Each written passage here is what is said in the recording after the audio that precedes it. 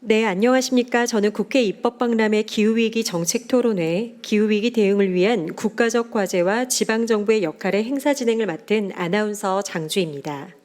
기후위기 대응을 위한 국가적 과제와 지방정부의 역할은 국회 예상정책처가 2025 국회 입법박람회의 일환으로 개최하는 토론회입니다.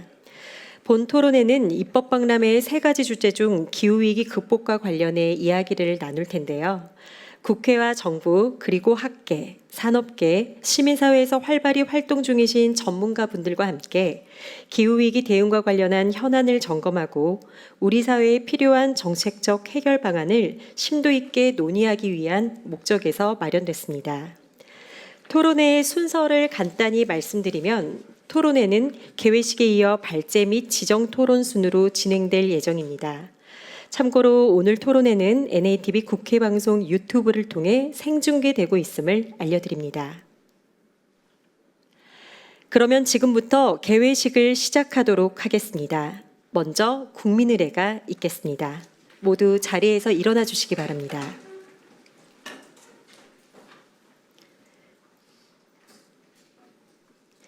국회에 대하여 경례.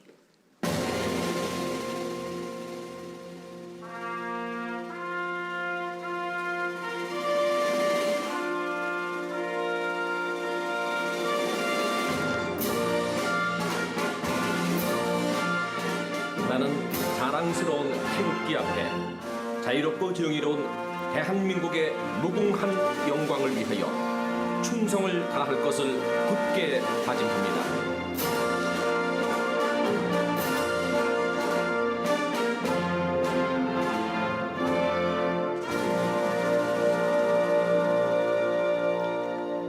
바로 시간 관계상 이하 국민의례는 생략하도록 하겠습니다. 모두 자리에 앉아주시기 바랍니다.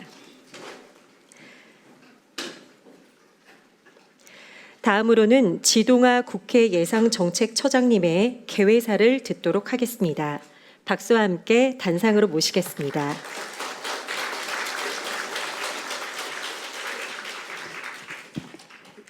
안녕하십니까. 국회 예산정책처장 지동아입니다.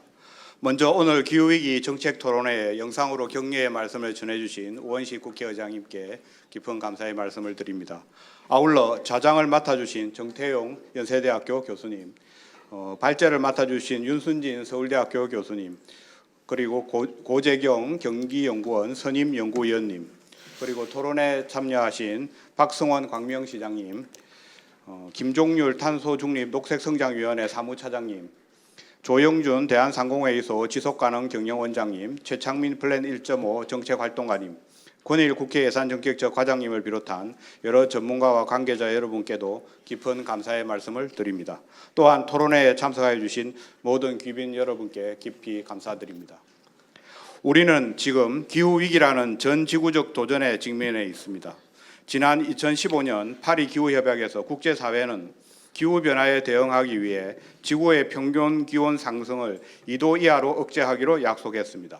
그러나 지난 1월 유엔 산하 세계기상기구 WMO는 2024년 지구 평균 기온이 산업화 이전 대비 이미 1.5도 이상 상승했다고 발표하였습니다. 우리나라도 예외 없이 심각한 기후위기를 겪고 있습니다. 기록적인 폭염과 폭설 등 이상기후가 반복되어 이제 새로운 일상이 되고 있습니다. 실효적인 대책과 이행이 절실합니다. 탄소중립기본법은 2050년까지 우리나라가 탄소중립 사회로 이행하는 것을 국가 비전으로 명시하고 있습니다. 탄소중립은 특정 산업이나 지역에만 국한되는 과제가 아니라 우리 사회 전체가 함께 짊어질 공동의 과제입니다. 이를 실현하기 위해서는 사회, 경제 전 분야에 걸쳐 종합적 정책 수단이 필요하며 중앙정부와 지방정부가 긴밀히 협력해 나가야 합니다. 중앙정부는 국가적 목표와 제도적 기반을 마련해야 합니다. 지방정부는 이를 지역의 특성과 여건에 맞게 구체적으로 실행해야 합니다. 중앙정부가 지방정부를 지원하고 지방정부가 시민참여를 이끌 때 정책은 힘을 얻습니다. 중앙정부와 지방정부가 지속적으로 협력하여 기후위기 대응 체계를 강화해 나갈 수 있도록 오늘 이 자리에 계신 모든 분의 지속적인 관심과 적극적 참여를 부탁드립니다. 오늘 정책 토론회는 기후위기 대응을 위한 국가적 과제와 지방정부의 역할을 함께 모색하는 소중한 자리입니다. 각 분야의 전문가 여러분과 나누는 논의가 실질적인 기후위기 대응 방안을 마련하는 뜻깊은 계기가 되기를 기대합니다. 국회 예산정책처 또한 기후위기 대응 과정에서 재정의 역할을 면밀히 분석하고 기후위기 대응을 뒷받침하는 든든한 정책적 기반이 되겠습니다.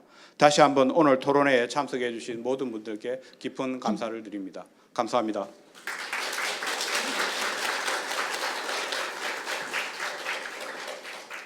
네, 다음으로는 우원식 국회의장님의 격려 말씀을 영상으로 함께하겠습니다.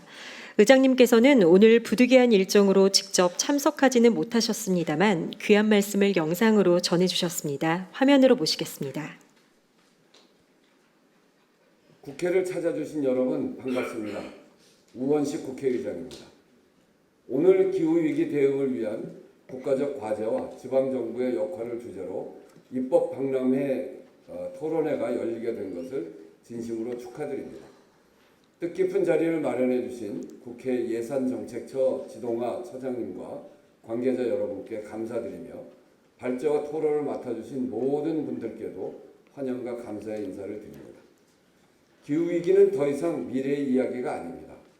올여름 강릉은 사상 첫 제한급수를 시행했고 군산에서는 200년 만에 한 번 있을 법한 폭우가 쏟아졌습니다. 한쪽은 가뭄으로 다른 한쪽은 홍수로 고통받는 현실이 지금 우리가 마주한 기후위기의 모습입니다. 기후위기는 곧 경제의 위기이기도 합니다. 탄소국경 조정제도, 아리백 등 국제규범이 새로운 도전으로 다가오고 있습니다. 우리 산업이 경쟁력을 유지하려면 에너지 전환과 구조 개편이 시급하며 이를 뒷받침할 입법적, 재정적 지원이 필요합니다. 특히 지방정부의 역할이 중요합니다. 주민과 가장 가까운 곳에서 기후위기 대응의 최전선에 서 있는 지방정부가 지역 특색에 맞는 대책을 마련할 때 비로소 성과를 낼 수 있습니다. 국회 역시 기후위기와 탄소 중립이라는 시대적 과제를 해결하기 위해 입법과 정책 연구에 최선을 다할 것입니다. 오늘 토론회가 중앙정부와 지방정부, 시민사회와 기업이 함께 미래를 모아가는 협력의 장이 되길 바랍니다. 네, 다시 한번 토론회 개최를 축하드리며 함께하신 모든 분들의 건강과 행복을 기원합니다. 감사합니다. 네, 다음 순서로 위성곤 국회 기후위기 특별위원장님의 축사를 들을 차례입니다만 위원장님께서는 오늘 다른 일정으로 부득이하게 참석하지는 못하셨습니다. 축사를 직접 전해주시지는 못했지만 오늘 토론회가 기후위기 대응을 위한 뜻깊은 논의의 장이 되기를 바란다는 위원장님의 마음을 대신해서 전해드리겠습니다. 다음은 기념 촬영을 진행하도록 하겠습니다. 오늘 참석해 주신 귀빈분들, 예산정책처장님과 간부님들, 좌장, 발제자, 토론자분들께서는 잠시 앞으로 이동해 주시기 바랍니다.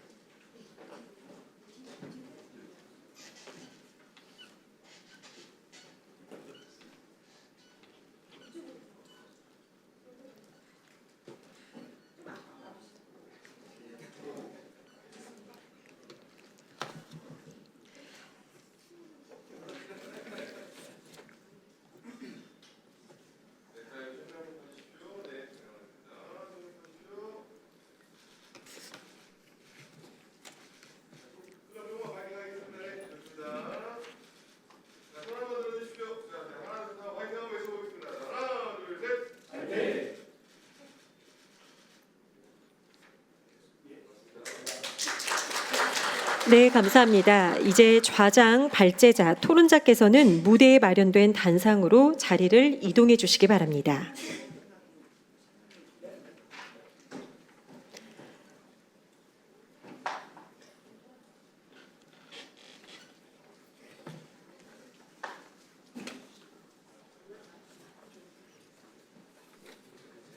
네, 좌장, 발제자, 토론자분들께서는 무대에 마련된 단상으로 자리 이동하셔서 자리에 착석해 주시기 바랍니다.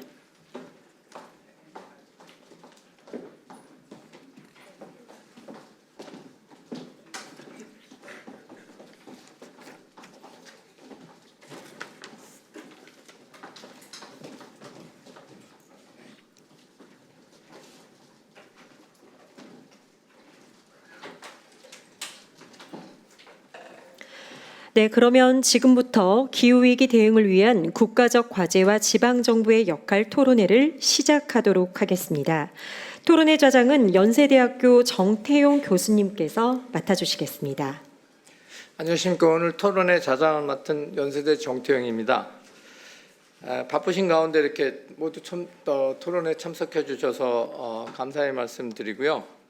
먼저 오늘 발제 토론을 맡아주신 분들 소개를 하겠습니다. 호명되신 분들은 잠깐 자리에서 일어나서 인사해 주시면 되겠습니다. 발제자로 먼저 우선 사실은 소개가 필요 없는 분이신데 우리 서울대학교 환경대학 원장 윤순진 교수님 참석해 주셨습니다. 우리 경기연구원에 오랫동안 기후 문제 해주신 기후환경에너지연구실의 고재경 박사님 참석해 주셨습니다. 토론은 각 분야에서 5분 전문가들이 참석해 주셨습니다. 우선 박승원 광명시장님 바쁘신데 참석해 주셔서 감사합니다.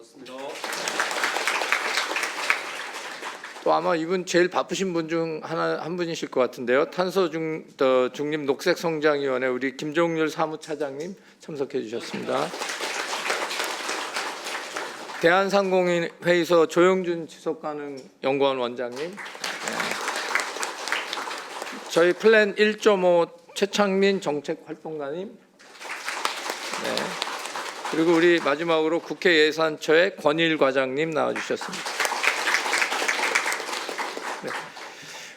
진행하기 앞서서 참고로 먼저 이 행사장 전면 안내 데스크에서 질의서 양식이 마련되어 있었습니다. 그래서 오늘 토론의 내용에 대해서 질의가 있으신 분들은 질의서를 작성해 주셔서 안내 데스크에 주시면 그 작성된 질의서 시간이 한정돼 있어서 서면으로 제출된 질의 사항에 대해서만 저희가 질의 답변 받는 거로 그렇게 진행하겠습니다.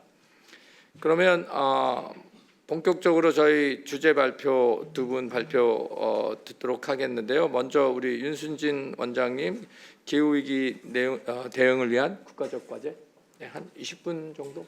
네. 네, 어떻게 여기 앉아서 하시면 될까요? 앉아서 할까요? 네, 네, 여기. 예, 안녕하세요. 방금 소개받은 서울대학교 환경대학원 윤순진입니다. 너무나 중요한 주제를 제가 맡게 되었는데요. 저한테 허락된 시간이 제가 처음에 이해하기로는 15분이었습니다. 그래서 15분 만에 어떤 말씀을 드릴 수 있을까? 그래서 제가 여기에서 이제 국가적 과제라고 했기 때문에 그냥 제가 무슨 수치를 제시한다기보다는 우리가 어떤 내용을 풀어나가야 될까 그 위주로 말씀을 드리도록 하겠습니다. 예, 제가 이런 걸 만드는 걸 좋아해서요. 제가 직접 요 그림을 따서 만들어 봤습니다. 예. 드릴 말씀의 순서는 일단 문제를 진단하고 두 번째로는 전환의 기회는 무엇이고 어떤 도전이 있는지 그리고 어떻게 대응을 할 필요가 있는지 이 순서로 말씀을 드리도록 하겠습니다. 예, 지구적 맥락입니다. 지금 세계는 어디로 가고 있느냐. 사실 이번에 유엔 총회에서 그 트럼프 대통령이 기후 사기라는 그런 말씀을 전 세계인이 보고 있는 데서 공공연히 하셨지만 사실 그것은 사실이 아니죠. 트럼프 정부가 들어서고 나서 에너지부 산하에 기후변화와 관련된 모임을 하나 만들고 거기에 프로젝트를 줘서 기후변화가 사기다라는 보고서를 제출하게 되었지만 그것에 대해서 기후변화가 문제라는 기후변화는 현실적으로 진행되고 있는 사실이라는 그런 입장의 과학자들이 반박 보고서를 내면서 에너지부가 예전에 발표했던 보고서를 철회하는 그런 소동까지 있었습니다. 여기 계신 분들은 아마 다 아시겠지만 지금 올해의 폭염, 작년의 폭염 계속해서 지금 이런 상황들이 우리가 지금 현재 어디에 있는지, 기후위기는 이미 현실이 되었고 우리 세대는 기후변화를 경험하는 첫 세대이자 어쩌면 기후변화 문제를 해결할 수 있는 마지막 세대다라는 그런 오바마 전 대통령이 이야기한 것처럼 우리는 그런 상황에 놓여 있습니다. 파리협정과 IPCC에서는 사실 파리협정을 통해서 2도씨 넘지 않도록 하자, 산업발전에 비해서. 그리고 더 노력해서 1.5도씨를 넘지 않기로 했고, IPCC 같은 경우는 2도는 너무 높고 1.5도를 넘지 않아야 된다라고 이야기한 그런 시한이 점점 임박해 오고 있습니다. 지금 이번 세기 중반까지 탄소 중립을 달성을 할 때 이게 가능하기 때문입니다. 그래서 이제 국제사회에서는 강화된 NDC를 국가 결정 기여 또는 뭐 온실가스 감축 국가 감축 목표이겠죠. 이걸 요구하고 있습니다. 하지만 목표와 지금 실행에는 전 세계적으로 지금 격차가 벌어지고 있습니다. 지금 보여드리는 왼쪽 아래 그림은 클라이밋 액션 트래크라는 비영리 단체에서 제시하고 있는 현재 상황과 이 목표 상황 간에 얼마나 큰 갭이 있는가를 보여주고 있고요. 또 2019년 배출량과 2030년까지 G20 국가가 현 NDC와 이행에 얼마나 많은 격차가 있는지를 보여주는 게 오른쪽 그림입니다. 자, 그러면 우리는 어디에 있을까요? 우리는 보시는 것처럼 이명박 정부에서부터 시작해서 배출 감축 목표를 세계적으로 선언을 했고요. 그리고 이제 가장 최근에 우리가 국제사회에 제출했던 건 아시는 것처럼 2030 NDC입니다. 2030 NDC는 2030년까지 2018년에 비해서 40%를 줄이는 건데 지금 사실은 그 경로를 따라가고 있다가 약간 올라간 그런 상태입니다. 근데 그 경로를 따라갔을 때는 코로나 상황이었고요. 경기가 회복이 되면서 약간 올라갔습니다. 그럼에도 불구하고 근데 사실 지난 정부 때 워낙 경제 상황이 좋지 않았기 때문에 이게 하강 곡선을 그린 측면이 있기 때문에 또 한 번은 태풍으로 인해서 포스코가 몇 달 휴업을 했기 때문에 그 영향이 컸습니다. 그래서 과연 이 추세를 계속해서 유지할 수 있을 것인가, 상승할 수 있는 그런 조건들, 상황들을 어떻게 잘 제어할 것인가, 그게 우리에게는 굉장히 중요한 과제입니다. 2035 NDC 지금 제출했어야 합니다. 2월 10일까지가 사실은 제출 기한이었는데 그때 제출한 국가들의 수가 13개 국가에 불과했고요. 지금 현재 한 30개 국가 정도가 제출을 한 것 같고 우리나라는 9월 10월에 결정을 해서 그래도 이제 브라질에서 열릴 컵30 전에 이제 제출하는 걸 목표로 하고 있습니다. 그런데 그 그래프 아래에 보시면은 이미 작년 8월 29일이었나요? 헌법재판소에서 지금 현재 그 가지고 있는 국가 감축 목표 2018년 대비 30년까지 40% 줄이는 거에 대해서는 그것은 판단하지 않았습니다. 그것은 판단하지 않았고 기각을 했고요. 그렇지만 지금 문제는 뭐냐면 2031년에서 49년 사이에 감축 목표가 하나도 제시되지 않았다. 이것은 미래 세대의 환경권을 침해하는 문제이다.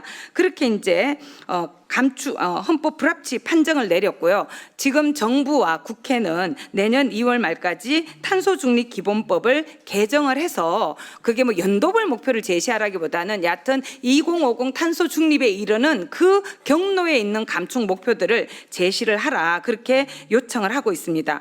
그리고 지금 모든 국가의 정보는 공개가 되어 있습니다. 그래서 이 공개된 정보를 가지고 많은 연구자들이 분석을 하고 평가를 합니다. 한국은 어떻게 평가되고 있느냐? 아까 보여드렸던 클라이밋 액션 트래크라는 그 단체의 홈페이지에 가면은 우리나라는 정말 highly insufficient하다, 너무나 매우 불충분한 그런 이행 상태이다라는 평가를 받고 있고요. 작년 컵29에서는 우리나라가 파슬 오브 더 데이라는 상을, 오늘의 화석상을 수상하기까지 했습니다.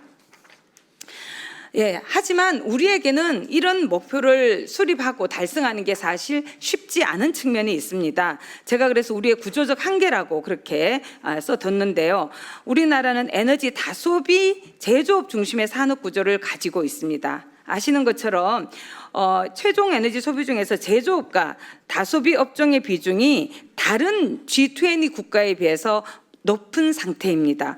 그리고 에너지 원 단위도 상대적으로 높고 또 2022년 기준 에너지 다소비 사업장의 그 50.7%가 이런 제조업을 연 2,000TOE 이상을 그런 소비를 하고 있는 다소비 사업장이 차지하고 있습니다. 산업 부분을. 그래서 에너지 부문의 온실가스 배출이 전체 배출의 86.9%였습니다. 그렇기 때문에 이건 굉장히 쉽지 않다. 특히 에너지 부문의 전환이 없으면 우리나라는 제대로 감축 목표를 달성하기 쉽지 않다. 그리고 우리나라의 에너지 수입 의존도는 예전에 98%까지 간 적도 있었지만 최근 들어서는 재생에너지가 그나마 조금 늘어나서 94.8%입니다. 그런데 이건 저는 굉장히 우리가 심각한 상황에 놓여 있는 거지만 뒤집어서 본다면 에너지 부문을 우리가 잘 관리하고 전환을 빠르게 이뤄낸다면 오히려 빠르게 갈 수 있지 않을까 그런 생각이 듭니다. 86.9%나 차지하고 있어서요.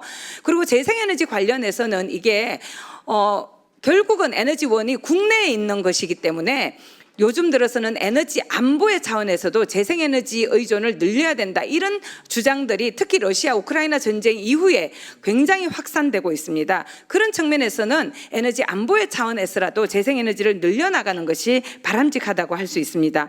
지금 보시면 2030년 온실가스 감축 목표를 보시면은 사실 제가 탄소중립위원회 초대 위원장이었는데요. 그때 2030 NDC를 발표하면서 다른 부문별로는 각자 다른 목표를 제시를 했었죠. 산업부문 같은 경우에는 14.5%로 다른 부문보다 낮게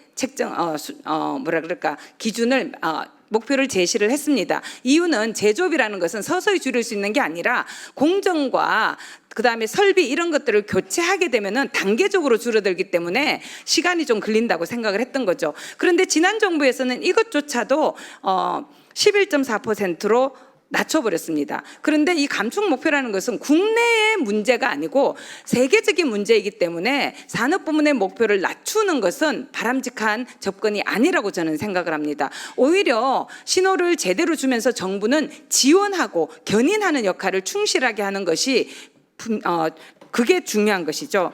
자, 그 다음에 또 우리 사회가 마주하고 있는 문제는 무엇이냐? 광역권별로 보면은 전력 수요와 공급의 격차가 너무나 심각합니다. 특히 심각한 곳이 바로 수도권입니다. 지금 광역권으로 묶었기 때문에 다른 모든 광역권은 수요보다 발전이 더 큰 걸로 표시가 되고 있어요. 하지만 이것도 이제 기초지자체별로 들어가게 되면은 다른 이야기가 될 수 있는데요. 그런데 수도권 같은 경우는 전체를 묶었을 때조차도 수요에 비해서 전력 생산이 현저하게 낮습니다. 그래서 오른쪽 같은 경우에는 지자체별로 이제 발전량과 수요량, 전력 자립률 이런 걸 제가 적어뒀는데요. 예전에는 제가 전력 자립률이라는 개념을 쓸 때 각 지역에서 생산되는 전력량과 소비되는 전력 소비량의 비율을 이야기했는데 그것은 이제 적절하지 않은 개념이라고 저는 생각합니다. 왜냐하면 거기에는 수입에 의존하고 탄소를 엄청나게 많이 배출하는 화석연료와 원자력이 들어가 있기 때문입니다. 그래서 진정한 전력 자립률은 재생에너지만으로 계산이 되어야 됩니다.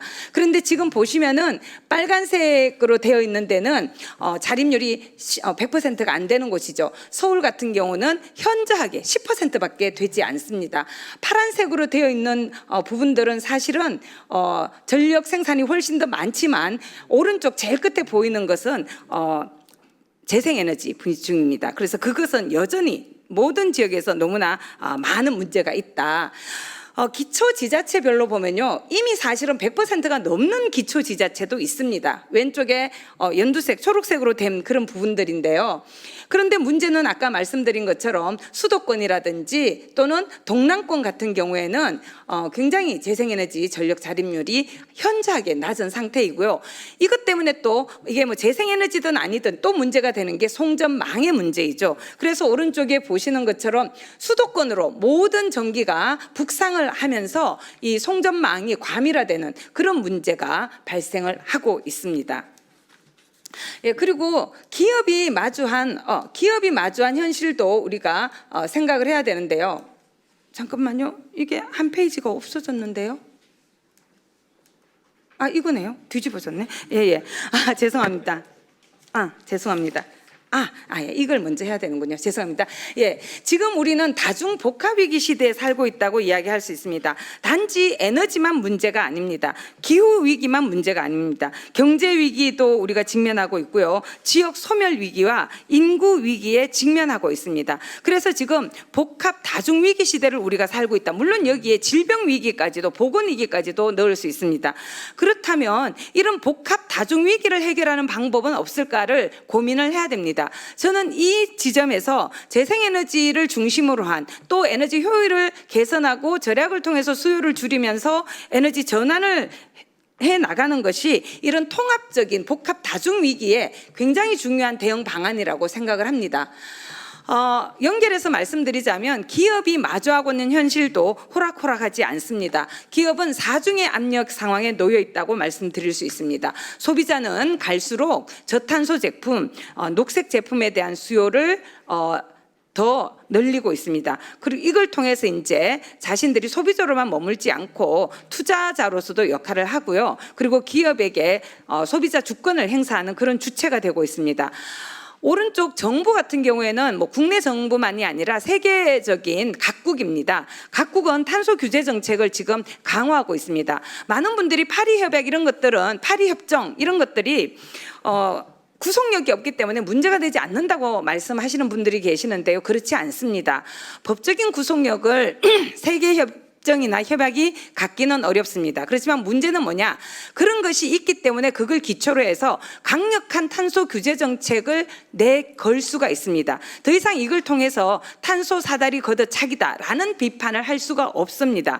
그래서 다양한 규제 정책, 탄소 국경 조정제라든지 탄소세라든지 여러 가지 그런 규제 정책을 마련하고 있고요. 또 많은 분들이 아시는 것처럼 공급망 실사 지침이라든지 EU는 이 부분에서 굉장히 앞서가고 있습니다. 그리고 다양한 R&D 지원이라든지 세액 공제, 투자 세액이나 생산 세액을 공제한다든지 이런 노력들을 하고 있어서 그런 지원을 받는 국가의 기업과 그렇지 않은 국가의 기업은 상당히 경쟁력에서 차이가 있을 수밖에 없고요.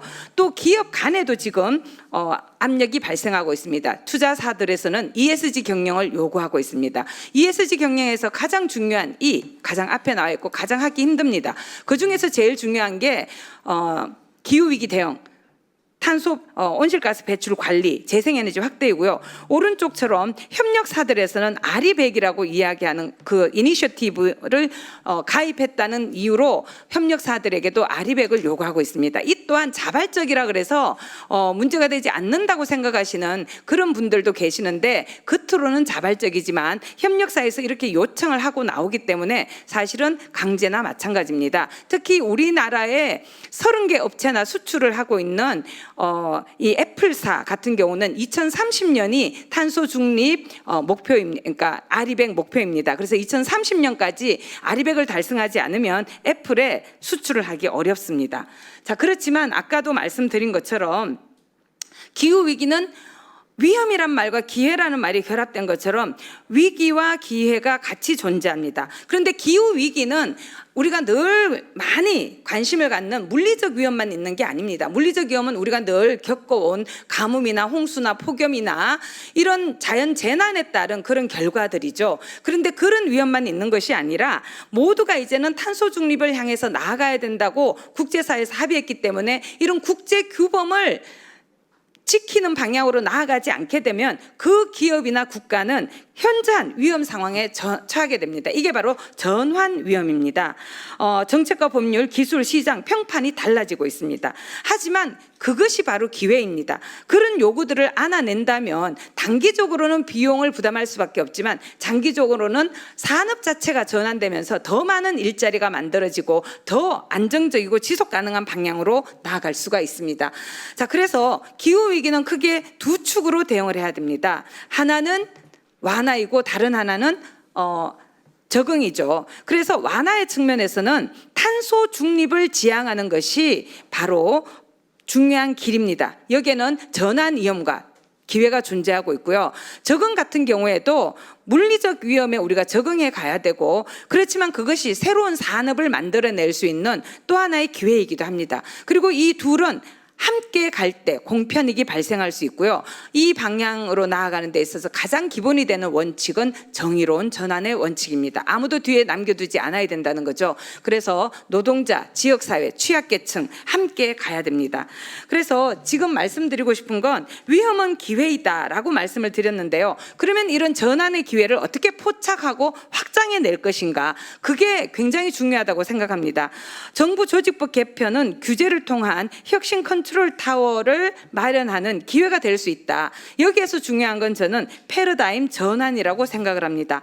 더 이상 양적인 물질적 성장에만 매달릴 것이 아니라 재생과 복원과 이런 순환을 지향하는 그런 패러다임으로 가면서, 특히 이제 아까 지금 우리 정부에서 논의하고 있는 것처럼 규제와 지능의 분리를 넘어서 기후에너지 산업을 통합 관리하는 범정부 컨트롤 타워가 필요하다. 무슨 얘기냐면 예전에는 한 부처는 지능부처고 한 부처는 규제부처고, 그게 왜 그렇게 돼야 되는지 이해가 되지 않습니다. 규제는 비용이 아닙니다. 규제는 공정과 제품 혁신을 통해서 효율성과 생산성의 향상을 가져오고 국제 경쟁력을 강화한다는 그런 패러다임으로 전환할 필요가 있습니다. 이것을 뒷받침해 주는 게 포터 가설이란 것이죠. 그래서 규제를 통한 혁신이라는 선순환 구조는 가능합니다. 기후환경 에너지환경부가 온실가스 감축 목표를 수립하고 이행 점검 권한을 통합적으로 행사하고 전환 산업을 지원하는 역할을 동시에 추진하기를 기대합니다.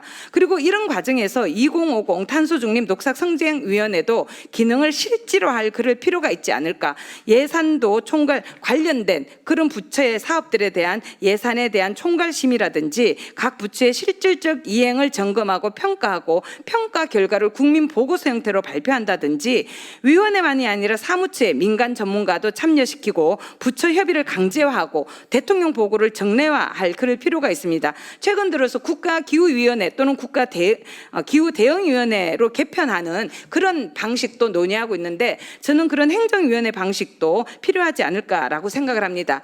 그렇게 되지 못한다면 적어도 위원장은 상임으로 해서 그 업무에 충실할 수 있도록 만들어 주시는 게 필요합니다. 그리고 가뭄, 홍수, 산불 등 기후재난이 더 자주 더 강하게 발생하고 있습니다.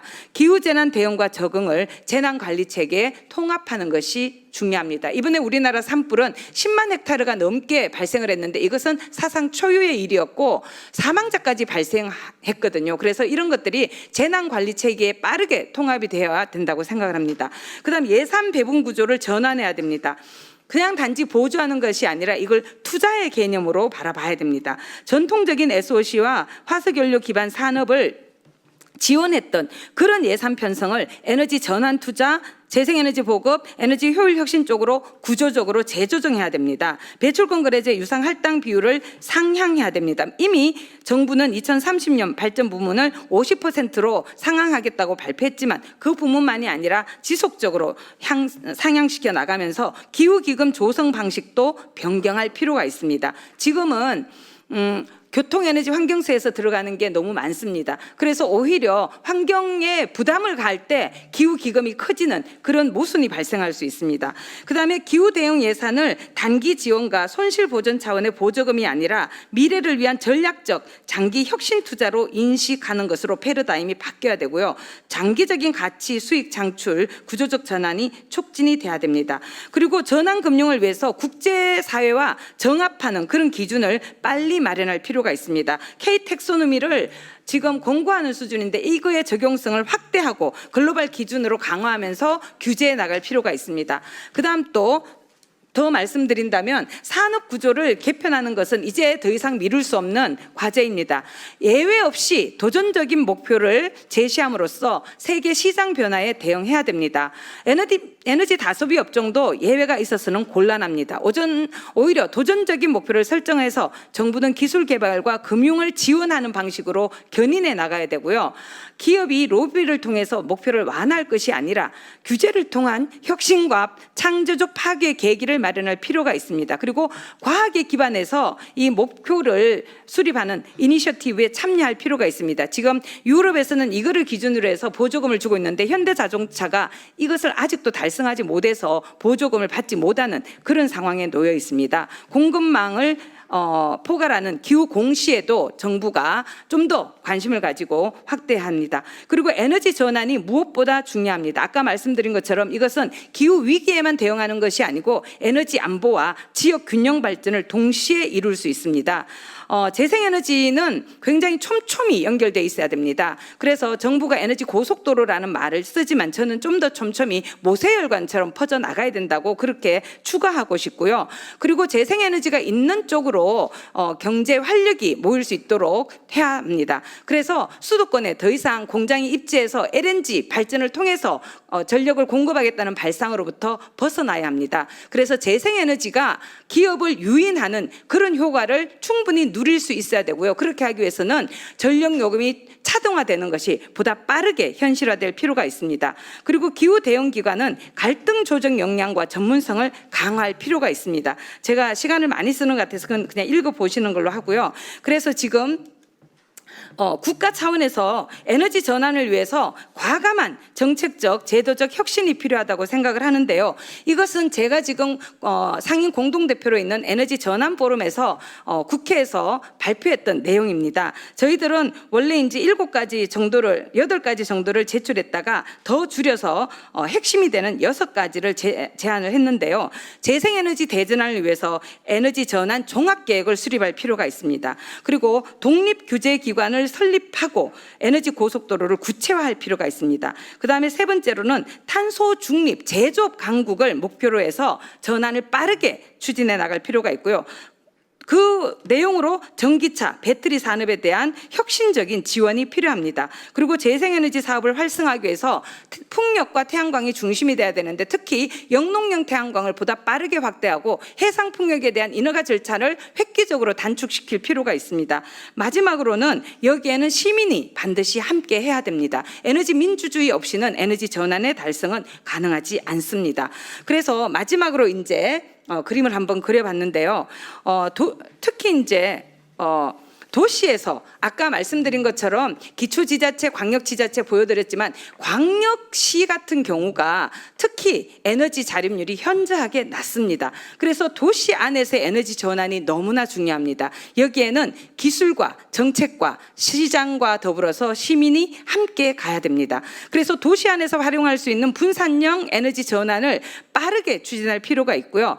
또 도시에서 너무나 많은 데이터 센터를 지금 설치하고 있는데 이런 것들에 대해서도 이제 AI에 기반해서 예측하고 최적화하는 것을 통해서 여러 가지 효율 개선을 누릴 수 있는 그런 이점도 우리가 누릴 필요가 있습니다. 그래서 도시 운영을 스마트화하면서 혁신적인 서비스를 창출함으로써 에너지 수요 자체를 줄여주는 그런 필요가 있고요.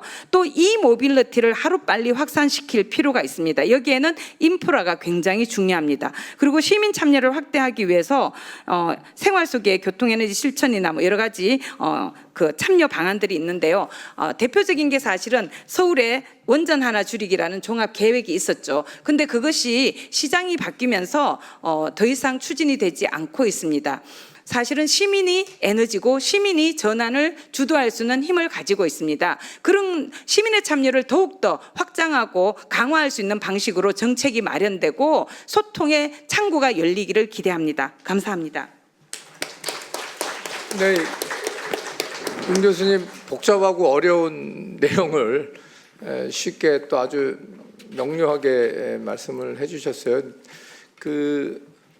아마 여러 말씀 주셨지만 제가 정리를 한다면 두 가지인 것 같아요. 그 기회라는 말씀을 굉장히 강조를 많이 하신 것 같고요. 위기지만 우리한테 기회가 될 수 있다. 그러기 위해서 전환을 해야 된다.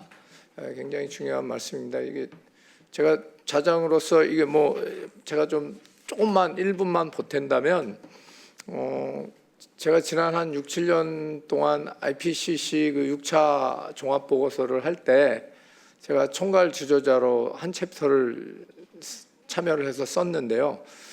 그게 이제 기후 투자하고 금융하고 관련된 챕터였는데 저희가 제일 고민을 많이 하고 제일 저희 챕터에서 많이 썼던 게 기후 그 위험, 리스크를 어떻게 정의해야 되느냐 했을 때 아까 우리 윤 교수님 잘 설명해 주셨는데 아마 기후 위기 하니까 자꾸 그 피지컬 리스크, 물리적인 위험만 자꾸 얘기들을 하세요. 그러니까 뭐 산불이 났다든가. 근데 오늘 윤 교수님 말씀의 요지는 전환을 빨리 해서 그 전환 리스크를 줄이고 기회를 만들자. 저는 이제 그렇게 이해를 했는데 저희가 그 보고서 IPCC 보고서 만들 때 저희 주저자들이 제일 논의를 많이 했던 게 그럼 과연 전환 리스크가 뭐냐, 그리고 전환을 어떻게 해야 되는 거냐에 대해서 논의를 많이 했고요.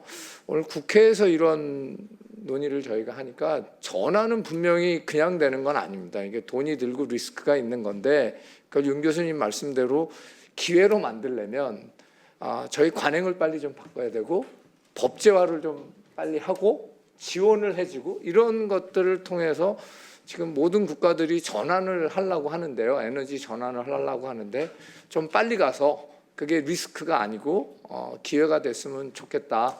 뭐 그런 말을 제가 좀 보태고 윤 교수님 말씀 오늘 너무 기회, 전환 뭐 그렇게 저는 이해했습니다. 다음은 우리 경기연구원에 이 분야를 오랫동안 연구하고 계신 우리 고재경 박사님 지방 측면에서 좀 말씀을 주시면 될 것 같습니다. 20분 내로 부탁드리겠습니다. 네. 기후위기 대응을 위한 지방정부 역할에 대해서 발제 기회를 갖게 돼서 굉장히 감사하게 생각하고요.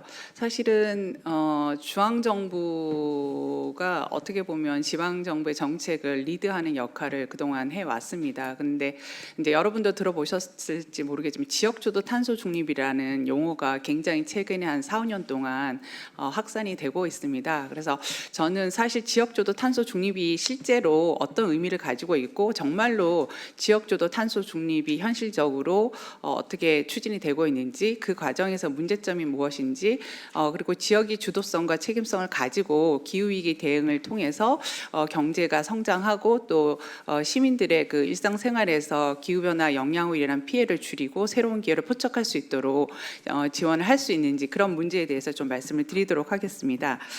앞에서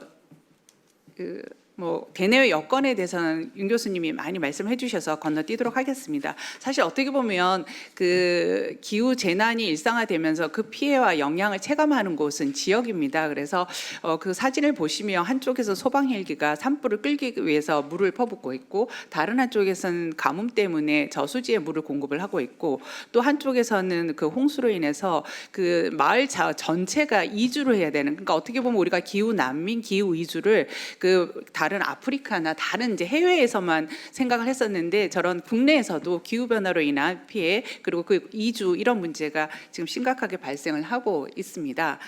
그리고 또 하나 이제 기후 변화 적응 측면에서도 지자체가 굉장히 중요하고, 다른 하나는 이제 국가가 어찌됐건 간에 온실가스 감축 목표를 설정을 하고 탄소 중립 기본법을 제정을 하면서 그 기본법에 지자체가 탄소 중립 기본 계획을 수립하면서 목표를 설정 이행하도록 책임을 부여했기 때문에 실제로 지자체의 역할이 점점 중요해지고 있고, 또 하나는 분산에너지 특별법 시행도 저는 지자체의 역할 변화에 굉장히 중요한 그 요인이라고 생각을 합니다.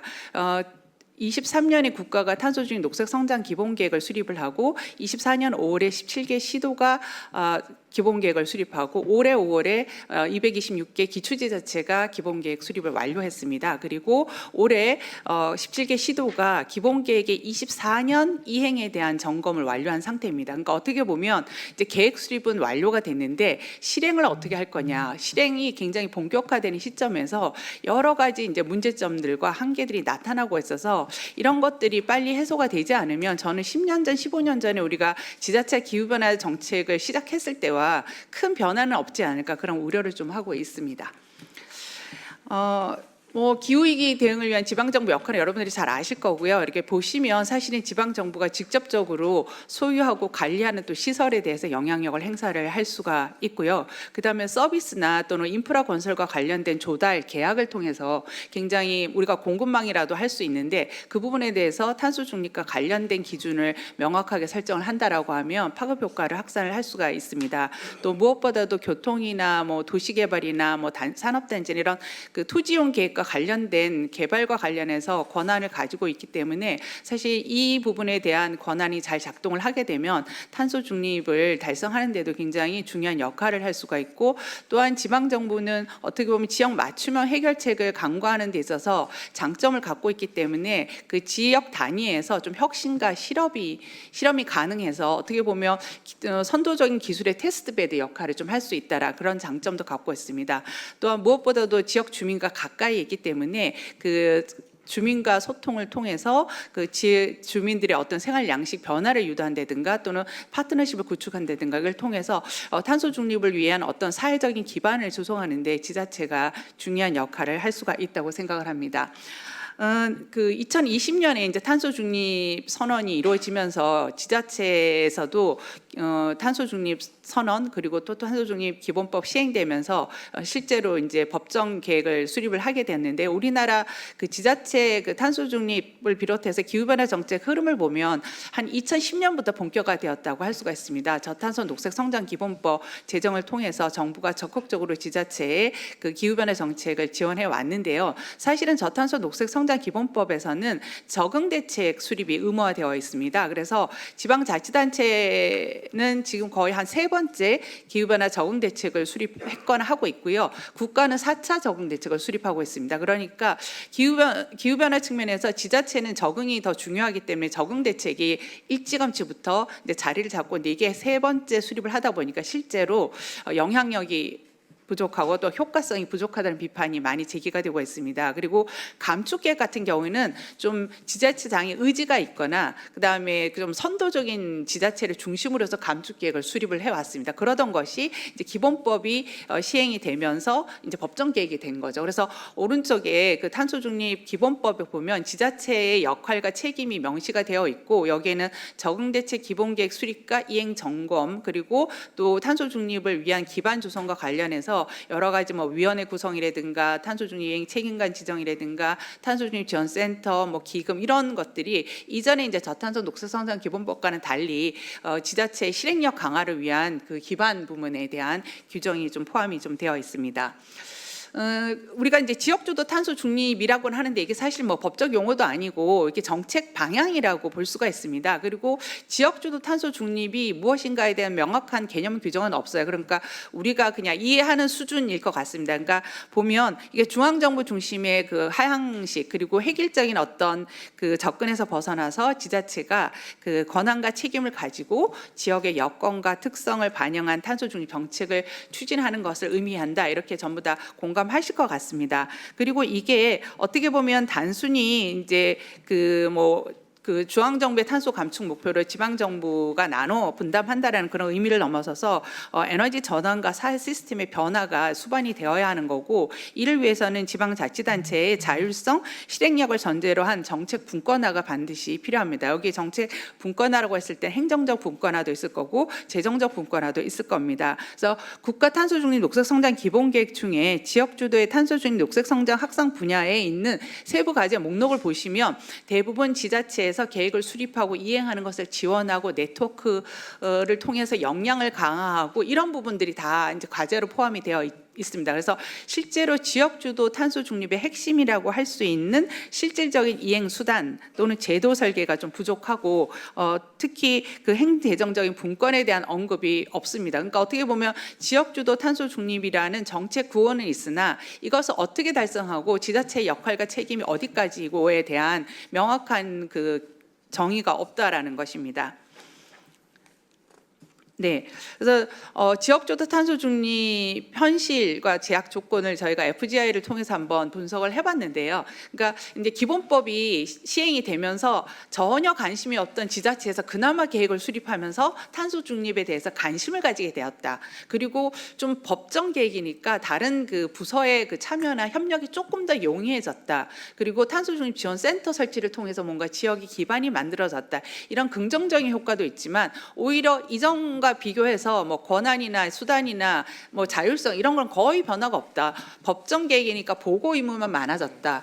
부서의 업무만 가중되고 있다. 그다음에 여러 가지 이제 한계가 굉장히 많다. 또 오히려 잘하고 있던 선도적인 지자체 같은 경우에 너무 법정 계획으로 일률적으로 계획을 수립을 하다 보니까 차별성이 없어지는 거예요. 그래서 이 계획이 오히려 하향 평준화되고 있는 거 아니냐라는 그런 의견도 많았습니다. 그래서 뭐 전반적으로 지방 정부가 그 탄소 중립 추진하는 데 있어서 재정적인 부분, 그다음 정치 행정적인 부분, 제도적인 부분, 거버넌스 부분, 그 인력 조직 역량 측면에서 많은 조건들이 있다라는 이제 의견들이 많았고요. 이걸 이제 그 하나 쟁점을 좀 보면 첫 번째로는 지방자치단체의 탄소 중립 목표, 온실가스 감축 목표를 보면 거의 대부분이 국가 목표를 벤치마킹한 40%입니다. 그래서 거의 국가 목표를 그대로 수용한 상태고 어떤 지역은 가만히 있어도 목표가 달성되고 온실가스가 줄어드는 지역도 40이 되는 곳도 있고 정말 국가 평균에 비해서 경기도처럼 온실가스 배출량 증가 속도가 빠른 곳도 40%입니다. 굉장히 달성하기가 좀 어려워서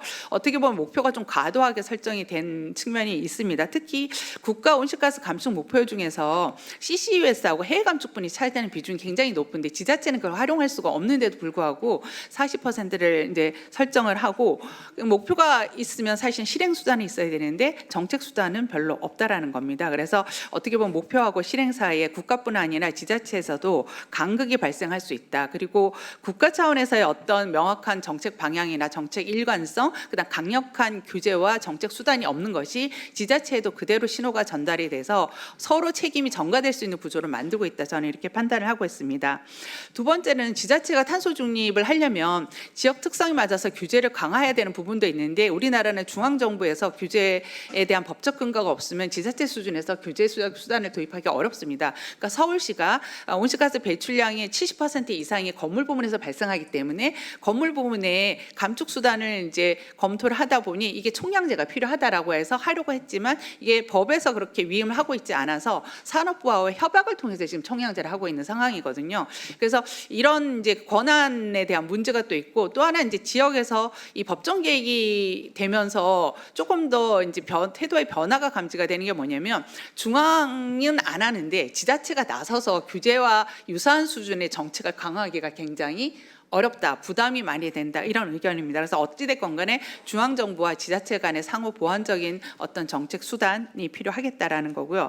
세 번째로는 지금 17개 시도와 그 226개 기초지자체에 대한 계획을 수립을 할 때 중앙정부가 세세하게 가이드라인을 줬습니다. 그래서 다 합치고 보니까 차별성이 없어요. 그리고 좀 이따 말씀드리겠지만 관리관한 배출량에서 산업하고 전환을 다 빼버리니까 남는 거는 건물, 폐기물, 수송, 뭐 농축산. 그래서 약간 비중의 차이만 있다 보지 감축 수단은 거의 동일합니다. 그래서 이게 결국은 맞느냐, 지역 주도 탄소 중립에 맞느냐라는 의문, 그다음에 석탄 발전소가 폐지되는 곳, 그다음에 산업이 굉장히 중요한 그 비수도권의 지역, 그다음에 인구가 감소되는 지역, 그다음에 산림 흡수량이 많아서 아무것도 안 해도 벌써 탄소 중립을 달성한 지역들까지 똑같은 방식의 계획 수립이 필요한가에 대해서 굉장히 의문이 제기가 되고 있습니다. 그리고 네 번째로는 국가와 강역과 기초지자체 간의 목표의 정합성이 없습니다. 그러니까 이게 계획은 국가, 강역, 기초지자체 순으로 수립이 됐지만 자율적으로 목표를 설정하라고 했지만 또 지자체가 지자체가 자율적으로 설정하면 되는데 자율적으로 설정하지 않고 또 국가의 어떤 40% 감축이라는 가이드라인이 있으니까 대부분 여기에 맞춰서 수립을 하긴 했는데 이 목표 간의 정합성이 전혀 없다라는 그런 문제가 있습니다. 그래서 오른쪽에 보면 관리 관한 배출량 기준으로 17개 시도랑 국가의 2030년 NDC 목표를 보면 한 1,200만 톤 정도 차이가 나는 걸 볼 수가 있습니다. 흡수량은 지자체가 훨씬 더 많이 잡았고요, 국가보다. 그래서 그런 문제가 좀 있습니다. 그다음에 다섯 번째로는 이 관리 관한 배출량이라는 게 결국은 지방자치단체가 잘할 수 있는 영역에 집중을 해서 탄소 중립을 추진하겠다고 했는데 전환 부분은 뺐는데 건물 부분에 열이나 전기가 다 들어가 있습니다, 배출량에. 그럼 결국은 건물 부분에 온실가스 감축을 못하면 이게 국가의 책임인지 지자체의 책임인지 이런 이제 책임이 굉장히 모호한 문제가 또 있고 현재 이행 점검 체계는 너무 세부 사업에 집중이 되어 있어서 그 우리가 나무만 보지 숲을 못 봅니다. 그러니까 주요하게 탄소 중립을 위해서 바꿔야 될 제도나 정책이나 이런 게 있는데 이런 것들에 대해 이행 평가가 굉장히 부족하고 국가는 온실가스 배출량 통계가 시차를 줄여서 1년 정도 있지만 지자체는 2년이 넘습니다. 그러면 이행 평가는 이행 평가대로 하는데 24년 이행 평가에 대한 온실가스 인벤토리는 내후년 정도 나올 거예요. 그러면 이게 이제 굉장히 간극이 있고 누구의 책임이냐는 이런 문제도 있다고 봅니다. 그리고 재정 측면에선 국비 보조 사업의 비중이 너무 크다. 그리고 공모 사업이 너무 많다라는 문제가 있고, 그리고 거버넌스에 있어서도 그 지역에서 광역의 역할이 좀 부족하다라는 그런 문제점 제기가 있습니다. 그래서 이를 위해서 조금 더 그 개선 방안을 좀 뭐 간단하게 시간이 많지 않아서 간단하게 좀 말씀을 드리면 일단 지자체 탄소 중립 책임과 권한을 일치시킬 필요가 있다. 관리 관한 배출량 기준도 조정을 해야 된다. 여기서 가장 큰 문제가 됐던 게 전환 부분을 빼버리니까 지역에서 가장 중요한 탄소 중립 수단인 신재생 에너지를 적극적으로 반영을 못했습니다. 이건 전환이니까 빼라. 근데 재생에너지 빼고 에너지 효율은 잘 안 되고 빼고 나면 할 일이 별로 없어요. 그래서 이제 그런 거를 좀 조정을 해야 된다라는 거고, 그 다음에 중앙하고 지방의 어떤 좀 핵심 지표는 좀 공통 지표를 갖고 이행 모니터링 해야 되지 않느냐. 그 다음에 지역에서는 오히려 수질오염 총량제처럼 일부 온실가스 배출량에 대해서 할당을 해달라. 재생에너지를 할당을 하던 어떤 뭐 건물 부분에 온실가스를 할당을 하고 그 할당 목표를 달성하기 위한 재정적인 부분, 기술적인 부분을 지원을 해달라. 이렇게 이제 요청을 하고 있어서 오히려 저는 국가와 지자체의 목표의 정합성을 위해서는 좀 목표의 할당 또는 의무화 이런 것도 좀 고민을 할 필요가 있다라는 부분입니다. 그리고 226개 지자체 인구 소멸 지역까지 전부 동일한 방식으로 이 계획을 보고서를 쫙 이렇게 만들어서 수립을 해야 되냐, 이 체계를 좀 바꿔야 될 필요가 있다라는 말씀을 드리고요. 두 번째 가장 지자체에서 중요하게 생각하는 게 기후 재정입니다. 물론 지방자치단체가 그 가능한 범위 내에서 그 예산 구조를 리모델링을 해서 탄소 중립 예산을 최대한 확보하는 게 저는 가장 선결 과제라고 보고요. 그럼에도 불구하고 이제 중앙 정부에서 내려오는 게 대부분 국고 보조 사업이나 공모 사업이 이런 단편적인 지원이기 때문에 기후 대응 기금의 일부를 지자체가 기금을 조성하는 재원으로 쓸 수 있게 해달라는 요구도 많고요. 그다음에 이제 중기 지방 재정 계획이나 아니면 지방 재정 투용사 심사 거치는 데 있어서 굉장히 규모가 큰 예산 사업이 다 거기를 거쳐서 예산이 편성이 되는데 그 과정에서 탄소 중립에 대한 고려를 하도록 좀 가이드라인, 그러니까 행안부에서 이 가이드라인이나 표준 공관을 만들어줘야지 하는데 경기도 자체적으로 해보려고 하니까 또 잘 안 되더라고요. 그래서 그런 부분도 좀 있고, 포괄 보조금 얘기는 그동안에도 많이 나온 것 같습니다. 그리고 그 정부 차원에서 온실가스 감축 인지 예산제가 반쪽짜리로 운영이 되다 보니까 선도적으로 운영하던 지자체에도 영향을 많이 미쳐요. 그래서 굉장히 이게 좀 성인지 예산처럼 부정적 인식이 확산될 우려가 있어서 이 실효성을 높일 필요가 있습니다. 그 다음에 좀 지자체가 좀 정책을 이전과 달리 그냥 목표 있고 선언적인 어떤 수준과 뭐 실행이 아니라 정말 이행을 하려 그러면 데이터 기반의 어떤 플랫폼, 그다음 행정 역량 강화를 위한 통계 구축, 그다음에 그 중앙 정부 감축 수단과 지자체 그 목표 기여도를 좀 연계를 시켜서 예산을 편성하는 좀 새로운 방식이 필요하지 않나라는 생각이 듭니다. 그리고 네 번째로는 이제 효과적인 탄소 중립 거버넌스 구축인데요. 기후 에너지 환경부가 만들어지면 환경부 쪽으로 통합이 됐다고 해서 사실 지자체 수준에서 전부 환경부서로 통합될 필요는 없다고 저는 생각을 하는데 아마 또 그렇게 될 가능성도 있습니다. 강명시 시장님 계시지만 아주 선도적으로 기조실 쪽에다가 그 부서를 뒀거든요. 그다음 파주시 같은 경우에는 산업이 중요하니까 경제산업부서에 지금 가 있습니다. 그래서 이런 것들을 좀 유연하게 접근해야 될 필요가 있다. 그리고 뭐 위원회 기능 강화하는 부분, 뭐 다른 것들 보시면 될 것 같은데 저는 광역지자체 역할을 좀 더 강화해야 된다라는 겁니다. 그러니까 왜냐하면 이게 그 부처가 통합이 되면서 그 밑에 환경공단, 에너지공단, 그 다음에 뭐 한전, 뭐 이런 이제 산하기관들도 많이 오는데 지역 본부들이 다 있습니다. 그리고 환경부의 특별지방행정기관의 유역환경청도 기후 업무를 신설한다고 해요. 근데 이게 대부분 지자체 업무랑 중복이 됩니다. 그러니까 어떻게 보면 부처가 중앙정부 단위에서 통합은 했지만 이게 지자체 전달 체계는 어떻게 갖고 가야 되느냐. 그럼 그 과정에서 이런 분권에 대한 논의가 없으면 그냥 중앙정부 중심으로 또 갈 수밖에 없다라는 생각을 합니다. 그 다음에 이제 두 번째로는 분산행 전에요. 그 지역별로 여건이 다 다르기 때문에 사실은 이걸 행정구역 단위로만 계획을 수립할 필요가 있냐. 지금 5국 3특 뭐 이런 이제 그 논의도 활성화가 되고 있어서 그리고 지자체마다 여건이 다 다르거든요. 어디는 막 그냥 있어도 줄어들고 어디는 아무래도 줄이기가 어렵고 배주권 거래자와 비슷하게 그래서 지역 간 좀 통합적인 어떤 계획 수립, 광역별, 권역별 계획을 수립하는 방안, 그다음에 수도권 뭐 대기환경 관리 계획이 수립이 되면 거기에 연계해서 교통이랑 그 교통 부분의 온실가스 감축 계획을 같이 연계하는 것도 가능하다고 보기 때문에 조금 더 광역이나 권역 단위라도 우리가 좀 계획을 수립하고 파급 효과를 좀 확산하는 게 바람직하겠다라는 거고요. 그리고 그 다음에 저희가 이제 분산형 에너지 관련해서 좀 말씀드리기 전에 사실 재생에너지 확산이 어떻게 보면 지자체 역할이 가장 중요하다고 생각을 합니다. 근데 그 속도가 너무 느려요. 그리고 중앙정부의 법제도 규제가 다 막혀 있는 게 1번입니다. 그래서 가장 중요하게는 중앙정부가 가로막고 있는 그런 장애물들을 해소하는 게 첫 번째 선결 과제지만 그 다음에는 지방정부가 할 수 있는데도 하지 못하거나 안 하는 부분이 있습니다. 저는 이게 공식적 규제가 아니라 비공식 규제라고 생각을 하는데요.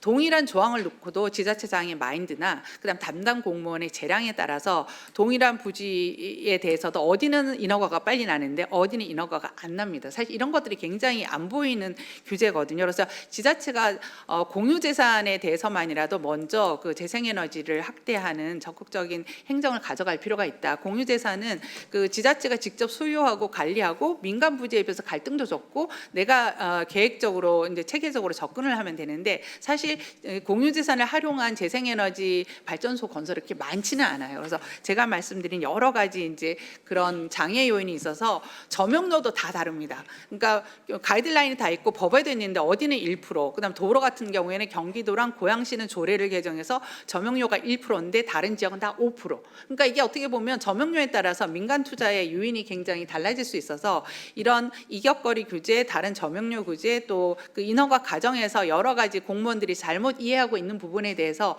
명확한 어떤 가이드라인, 표준화된 권고안 그리고 교육 이런 것들을 통해서 신속한 그 재생에너지 확산을 유도할 필요가 있다라는 말씀을 드립니다. 그리고 분산에너지 확대에 따라서 지역의 역할이 강화될 거라는 전망은 다 하고 있는데 분산에너지 특별법을 보면 사실은 그 지역에서 뭐 지자체가 주어로 나오는 그 조항이 거의 없어요. 다 산업통상자원부는 이렇게 장관은 나오지 지자체장은 뭐 해라라는 건 거의 없습니다. 그리고 분산에너지 특구 지정하는 걸 신청하는 거랑 분산에너지 지원센터 설치하는 정도밖에는 없습니다. 그래서 이제 그 부분에 대해서도 좀 지역이 역할을 좀 갖고 갈 필요가 있다라는 부분입니다. 그래서 앞으로 어떻게 보면 이게 분산에너지 지산지소의 성격이기 때문에 지역에서 배전망이나 개통 운영에 대한 정보도 필요하고요. 그 지역 내에서 그 분산에너지 수요하고 공급을 조정하고 기획하는 역할도 분명히 필요할 겁니다. 근데 하나 우려되는 건 분산에너지가 재생에너지 확대에 얼마나 도움이 될 거냐는 약간 지금 단계에서는 의문입니다. 분산에너지에 여러 뭐 LNG도 들어가 있고 그다음에 뭐 SMR 다 들어가 있다 보니까 이게 섞여 있어서 지자체 입장에서는 그냥 그래도 지자체 권한으로 잘 할 수 있는 게 재생에너지 확대인데 이 부분에 대해서는 조금 더 가이드라인이나 명확한 방향 설정이 필요하겠다라는 거고 특히 분산에너지 특구 신청하다가 이제 떨어지긴 했지만 파주시에서는 지자체가 재생에너지로 전력을 생산해서 판매하는 모델을 고민을 하고 있습니다. 그러니까 이와 같이 분산에너지가 확대가 되면 지자체가 배전망 단위에서 역할도 달라질 거고 에너지 수급 조정 기획, 그다음에 특히 송전망 이런 관련해 갖고 주민 수용성 문제는 지자체가 나서서 풀어야 될 문제입니다. 그래서 그런 부분에서 역량을 어떻게 강화할 거냐라는 것이 중요한 과제일 것 같습니다. 이제 마지막으로 적응 정책이 아까 효과성이 없다고 말씀을 드렸는데 이게 한 3차례 정도 계획을 수립하다 보니까 이제는 기후 리스크 평가, 취약성 평가가 굉장히 중요한데 그냥 이렇게 베스트합이나 모티브 돌려가지고 쭉 이제 지도로 표현을 합니다. 그리고 적응 정책 뒤에 대책은 이 취약성 리스크 평가 별개로 기존에 하던 사업들을 다 이제 넣어서 하다 보니까 이행 평가를 매년 하는데도 불구하고 평가를 하면 90%에서 95% 이상 다 이행은 하는데 실제로 그 기후 변화의 피해에 대해서 얼마나 적응 역량이 강화가 됐는지 적응 대책이 얼마나 효과가 있는지는 의문이라는 거죠. 그래서 좀 리스크 평가나 취약성 평가를 고도화해서 좀 데이터 기반으로 적응 정책을 맞춤형으로 설계하고 이행을 좀 모니터링할 필요가 좀 있다라는 그런 말씀을 드리고 또 하나는 기후 불평등 문제가 굉장히 심각합니다. 그래서 경기도에서도 이제 기후 격차 실태 조사를 하다 보면 뭐 저소득층 취약 지역의 그 기후 위기로 인해서 더 피해가 심각하게 발생할 수 있고 또 탄소 중립과 관련된 산업의 잠재력은 지금도 소득이 높은 지역에 집중이 되어 있어서 이 기후 위기로 인해서 지역 간 격차가 더 심화될 우려가 좀 있습니다. 그래서 취약 지역에 대한 집중적인 지원도 필요하지만 이 아까 윤 교수님이 강조하셨던 새로운 기회를 활용하는 능력이나 그 여건도 되게 편차가 심하기 때문에 이런 것들을 어떻게 공평하게 공정하게 할 거냐, 정의로운 전환을 어떻게 갖고 갈 것이냐가 굉장히 중요하다고 보고 또 하나는 기후 복지 측면에서 막 분산되어 있는 여러 가지 프로그램들을 좀 통합적으로 갖고 갈 필요가 있다. 우리가 뭐 에너지 효율을 높인다고 하지만 거기 보면 주거 복지도 관련이 좀 되어 있고 주변의 인프라도 좀 관련이 되어 있고 또 건강 문제도 관련이 되어 있기 때문에 그 주민의 어떤 그 삶의 질, 적응 능력 제고 측면에서 통합적인 어떤 관리 체계를 갖고 가는 것, 그다음 사전 예방적으로 기후 보험이나 이런 것들을 활성화하는 측면, 그래서 적응 정책이 좀 한 단계 도약을 하지 않으면 문제가 굉장히 심각하고 저는 탄소 중립 기본 계획이 적응 대책처럼 될까봐 또 걱정입니다. 이게 왜냐하면 우리가 적응 정책이 어떻게 시행되고 진행돼 왔는지를 봤기 때문에 이게 또 계획이 형식적인 계획에 그쳐서 그것과 동일하게 이행 평가를 매년 하는데 거기에 대해서 온실가스는 줄어들지 않고 지역의 문제는 그대로 남아 있는 그런 현상이 발생하지 않으면 저는 중앙 정부의 역할도 굉장히 중요하다. 왜냐하면 우리가 중앙 정부 의존도가 너무 높기 때문에 그래서 중앙 정부의 역할을 강화하는 동시에 좀 분권이 병행되어야 한다라는 말씀을 드리겠습니다. 예, 다음 마치겠습니다. 감사합니다. 고 박사님 말씀 들어보면 아무튼 국내 피해는 자꾸 올라가는데 또 법은 다 돼서 이제 뭐 제출하는 건 다 제출하는데 실제로 시행하는 과정에서 생길 수 있는 여러 가지 문제, 현실적인 문제에 대해서 아주 다양한 각도에서 말씀을 주신 것 같아요. 이게 지금 지자체가 갖고 있는 현안이죠. 기후 대응을 위해서 적응 특히 관련돼서 두 분 말씀이 국가적인 차원, 지구적인 차원의 말씀하고 또 지방 정부의 역할, 우리 주제하고 관련돼 있습니다만 오늘 아주 잘 정리를 해주신 것 같습니다. 그래서 아무튼 두 분 주제 발표 잘 들었고요. 이제 그러면 이제 5분의 토론 들어야겠는데 토론 시간이 시장님 7분입니다. 그래서 7분씩 좀 부탁을 드리고 토론 끝나면 또 플로어에서 계신 분들 서면 질의 있는 내용 같이 진행을 해보겠습니다. 그러면 박 시장님부터 부탁드리겠습니다. 네, 이거 있나요? 저도 하나요? 물러가 있나요? 네, 몰라서 없군요. 네. 없죠? 네? 없는 거죠? 파일 없는 거죠? 예. 그 7분 안에 가능할지 모르겠습니다. 노력해 볼게요. 앞서 두 분께서 많은 말씀을 해주셨고 동의되는 부분도 좀 많이 있고요. 또 그대로 갔으면 참 좋겠다 싶은데 현실은 그렇지 않은 측면도 많이 있고 그런데 몇 가지만 좀 말씀을 드릴게요. 살짝 거론하긴 했는데 기후 정의라는 측면에서 접근을 해서 말씀하신 것 같은데 좀 더 명확하게 말씀드리고 싶은 게 하나 있는데 기후 인권적 측면에서 좀 접근을 좀 했으면 좋겠다. 어차피 오늘 그 토론회가 기후 대응 정책이거든요. 그래서 지금까지 얘기한 탄소 중립에 대한 대안적 정책들을 주로 얘기했는데 사실은 기후 위기로 인해서 가장 피해를 받는 분들은 취약계층인들이거든요. 반지하에 사시는 분들, 저지에 사시는 분들, 이분들이 소위 말하는 대기업을 비롯한 기후 탄소 배출을 가장 많이 하는 그 표현을 이제 거칠게 하는 성향이 있어서 이해해 주세요. 그 집단들에서 가장 피해를 받고 있거든요. 그러면 정부가 이들 기후 취약계층, 그러니까 그분들에 대한 기후 인권적 접근, 그것에 대한 제도적 보완, 이 부분들이 준비가 돼야 된다. 이 부분이 거의 안 돼 있어서 국회와 정부가 그 노력을 해줬으면 좋겠다는 말씀드리고요. 두 번째로는 그 고재경 박사님은 저 광명시 탄소중립위원회 위원장이시기도 합니다만은 아까 서두에 시작하실 때 중앙정부가 지방정부를 리드해 왔다라고 말씀하셨는데 좀 100% 동의하기는 좀 힘듭니다. 왜냐하면 사실은 이행평가 등등에 관한 여러 가지 제도적인 몇 가지 그런 평가 관련분들 해놨지만 국가가 지방정부에 얼마만큼 이 에너지 분권적 차원에서 정책을 그 만들고 지원하고 뭐 재정뿐만 아니라 모든 부분에서 그 역할을 해왔나라고 보면 사실은 혼란스럽게만 했지 별로 한 게 없다라는 게 저희 생각이어서 이것은 지방의 의견을 앞으로 많이 듣는 것이 중앙정부가 해야 될 역할이 아닌가라는 말씀을 좀 드리고요. 그다음에 이행평가와 관련돼서 말씀을 좀 해주셨는데 사실은 현재 같은 시스템의 이행평가는 몇 년이 지나도 크게 달라지지 않을 겁니다. 왜냐하면 이행평가가 좋게 나오려면 거기에 그 탄소중립 관련된 사업비를 투자해야 되거든요. 그러니까 끊임없이 사업을 해야 그 평가가 좋게 나올 수 있는데 거기에 대한 사업비를 투자하지 않은 상태 속에서 계속 행정 공무원들이 그 평가만 해나가면 별 의미가 없다. 그래서 그것에 대한 해결을 하려면 재정 지원이 필요한데 앞서도 이제 재정 지원과 관련해서 이제 기후 대금 기후 기금을 이제 중앙에 있는 기금을 지방에 이렇게 넘겨주는 부분을 말씀하셨는데 그 이상의 것이 좀 필요하다고 보는 거거든요. 그거에 대한 좀 대책도 필요하다고 생각하고요.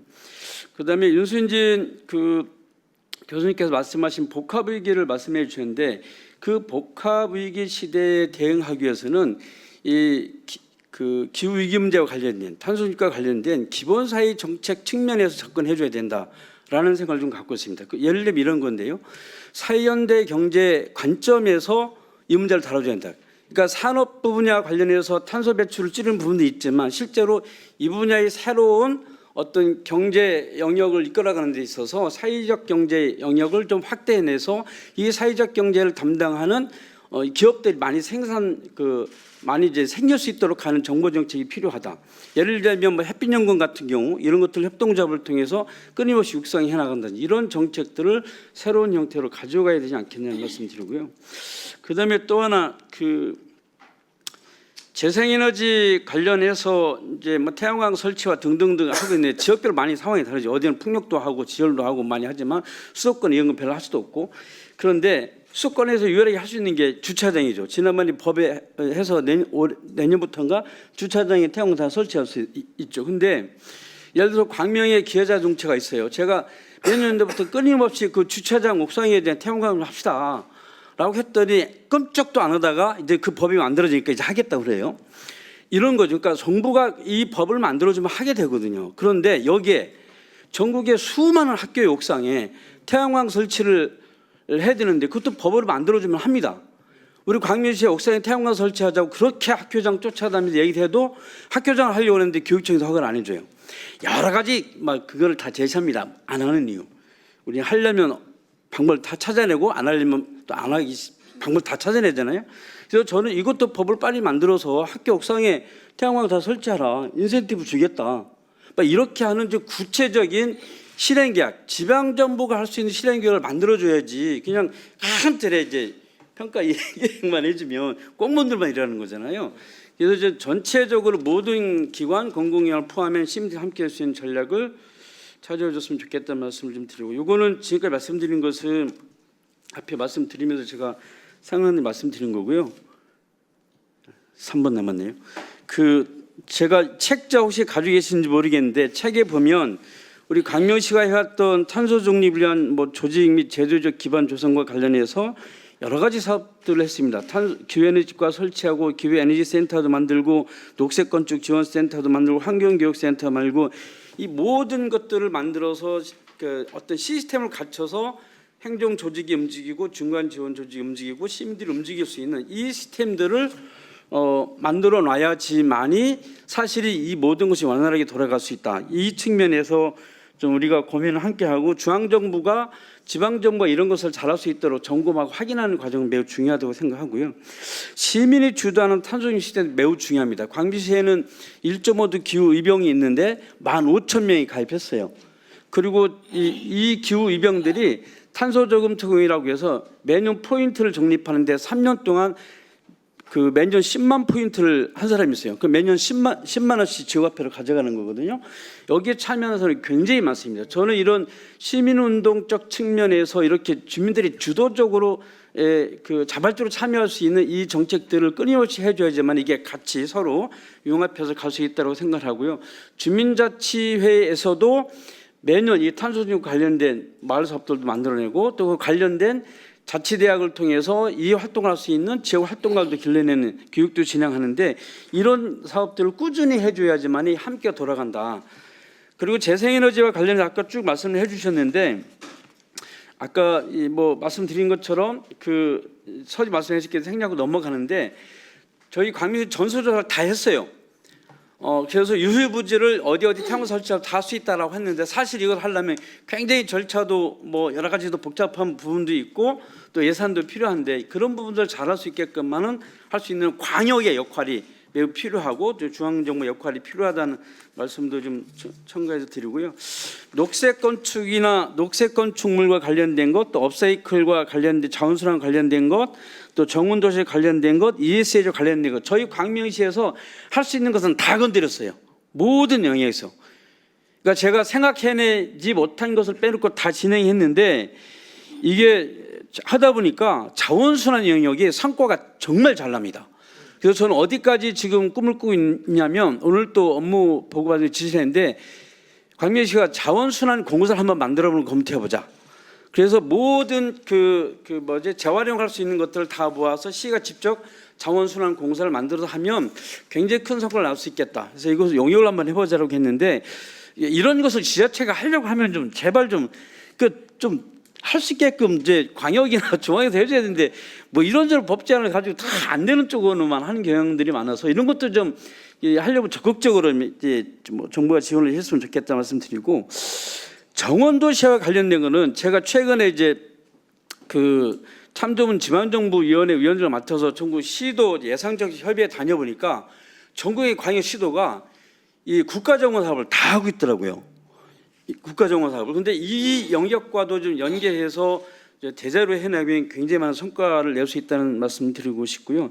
저희가 ESG 액션 팀을 좀 하고 있는데 이 ESG 액션 팀에 기업들을 많이 참여시키는 굉장히 잘 참여하고 있습니다. 그런데 여기서 한 가지 좀 제안을 드리고 싶은 것은 대기업과 중견기업들은 이것에 대한 이해도가 굉장히 높은데 중소기업들이 굉장히 힘들어하세요. ESG 교육을 받아도 이것을 구체적으로 할 만한 여력도 안 되고 하니 이것을 꾸준히 할 수 있는 컨설팅과 인력을 지원해서 요청도 하고 있는데 그것에 대한 좀 법적 제도적 어떤 지원도 좀 정부가 고민해봤으면 좋겠다는 말씀을 드리고요.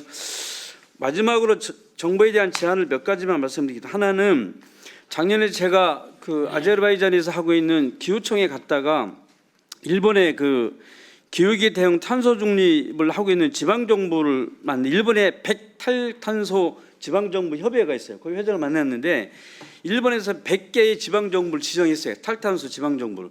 거기를 선정해가지고 매년 평가를 합니다.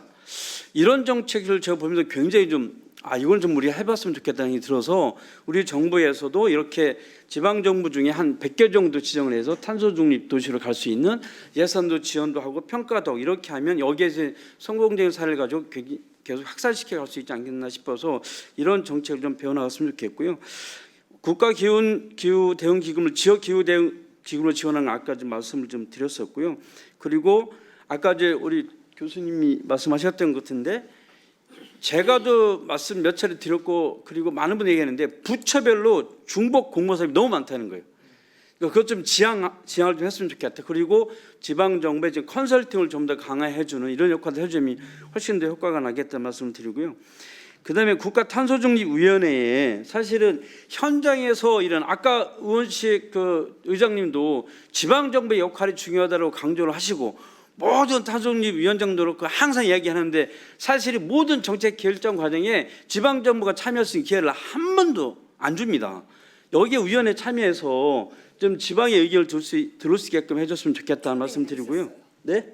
처음에 한 번 있었어요. 고양시장 이재주 시장이 했었는데 그 뒤로 없어져 버렸습니다. 그래서 마지막으로 한 번 더 말씀드리면 지방 정부의 이제 인력과 재정을 지원하는 것에 이제 구체적인 제도를 좀 마련했으면 좋겠다는 말씀드리고요. 그리고 지방 정부가 탄소중립 정책을 잘하면 좀 평가를 통해서 탄소중립 우수 도시로 이렇게 지정도 해주고 그것을 홍보해주는 평생학 도시를 지정해서 하는 것처럼 친환 아동 친화도 지정해서 하는 것처럼 이것도 이제 기후 에너지부가 새로 생기면 그런 역할들을 했으면 좋겠다는 말씀을 좀 드리면서 조금 초과되는데 죄송합니다. 이것을 마치겠습니다. 네.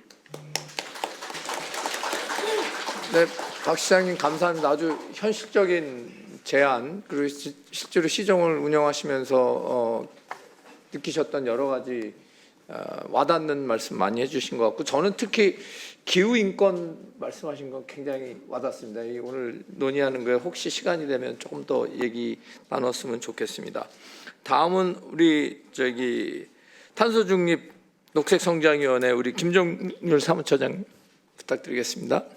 예, 저희 탄소중립 녹색성장위원회 사무처장 김종률입니다. 지금 제가 토론문에 대해서 코멘트하거나 이럴 성질의 것은 아니고요. 중앙 정부를 대표해서 지금 고재경 박사님이나 윤순진 교수님 그리고 우리 광명 시장님이 말씀하신 것은 다 맞는 얘기거든요. 그리고 그러한 부분들을 하나하나 차근차근 해 나가야 되는 것들이 저희 역할인데 2021년도 9월에 탄소중립 기후위기 대응을 위한 탄소중립 녹색성장 기본법이 만들어지고 그리고 탄중위 시절을 거쳐서 2022년도 10월 달에 제1기 탄소중립 녹색성장위원회가 출범하고 지금 2기가 금년도 2월 24일 출범했습니다. 그리고 이제 정부가 바뀌면서 상당 부분 그다음에 또 계엄을 겪으면서 이제 지체되는 부분들이 있고 이재명 정부에서는 기후 에너지 환경부로 개선하는 것, 두 번째는 탄노기를 국가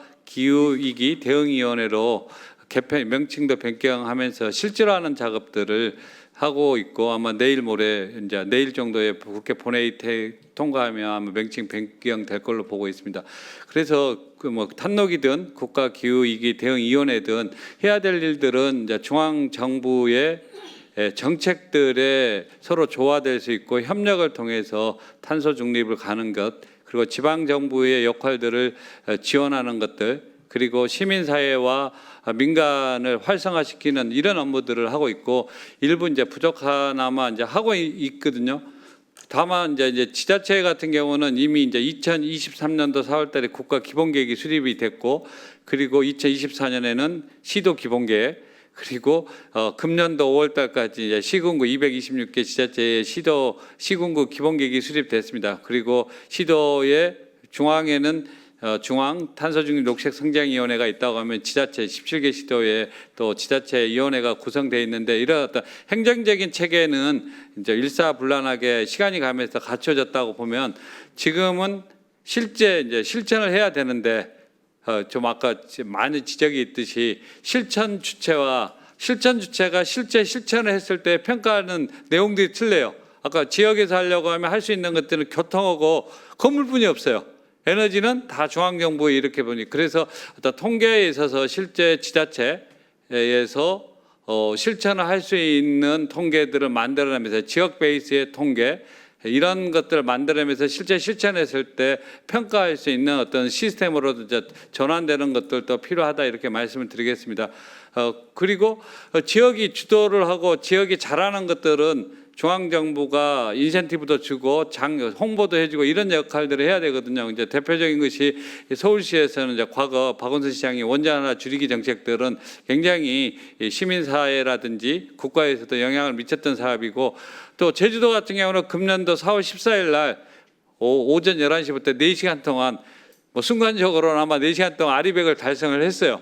그리고 그 지역에서는 충분히 가능하거든요. 이제 국가 전체적으로는 재생에너지 비중이 9%밖에 안 되지만 뭐 제주도나 20% 되니까 아까 옥상 태양광이라든지 그다음에 학교 아까 광명 시장님이 말씀해 주셨던 이런 부분들은 정책을 저희가 받아서 제도화하는 작업들을 계속 하겠다 이렇게 말씀드리겠습니다. 그래서 탄노기가 위험한 점도 많고 그러는데 이제 새로운 정부 이제 국민 주권 정부에 맞춰서 여러분들과 소통하면서 중앙 정부 그리고 지자체, 시민사회와 소통하면서 탄소 중립을 나가는데 좀 더 신발끈을 묶고 뛰어가도록 하겠습니다. 고맙습니다.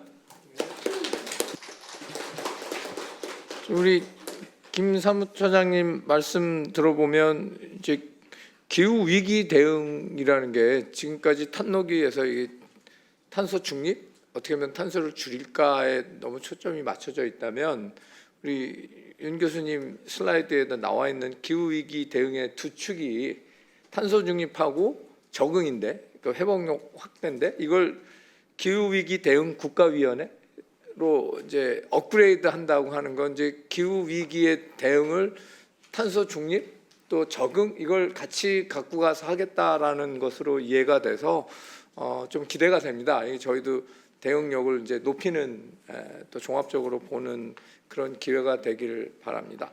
자, 다음에는 저희 대한상공회의소 조영준 지속가능 경영 원장님 네. 부탁드리겠습니다. 네. 사실 기후 위기 대응에 대해서 중요한 말씀은 앞에 윤순진 그리고 고재경 그 두 분께서 말씀을 다 해주셨습니다. 사실 오늘 이야기하고 있는 기후 위기 대응 관련된 그 문제는 환경 문제뿐만이 아니라 국가 경쟁력 그리고 지역 균형 발전 나아가 우리 사회의 지속 가능성을 좌우하는 핵심 과제라고 생각합니다. 폭염과 가뭄 그리고 산불과 같은 복합 재난은 지역 사회에서 가장 먼저 그리고 직접적으로 영향을 미치게 되고요. 기후 위기에 대응할 역량이 가장 부족한 지역일수록 피해는 더 크게 나타나고 회복 속도도 느립니다. 그 사례는 아마 강릉 지역의 그런 가뭄 사태를 봐서도 알 수 있을 거라고 생각합니다. 따라서 우리가 어떻게 기후 위기에 대응하느냐에 따라서 단순히 온실가스 감축을 넘어서 지역 소멸 문제를 풀 수 있는 중요한 계기가 될 수 있을 거라고 생각합니다. 저는 특히 기후 위기 대응이 지방 소멸 해결의 기회가 될 수 있다는 점을 좀 이야기하고 싶은데요. 재생에너지 그리고 분산형 전원, 그린 에너지 구축은 단순히 탄소 감축 수단이 아니라 새로운 지역 일자리, 산업, 인구 유입을 창출할 수 있는 동력입니다. 예컨대 재생에너지 특화 지역 조성, 농촌 태양광, 영농형 태양광, 지역 전기요금 차등제 같은 제도는 에너지 전환과 동시에 지역 균형 발전을 이끌 수 있을 거라고 생각합니다. 기업의 입장에서 기후위기 대응은 분명한 책임이자 동시에 막중한 부담입니다. 에너지 다소비 제조업 중심의 산업 구조를 가진 우리 그 기업들은 탄소 중립 전환 과정에서 가장 큰 압력을 받습니다.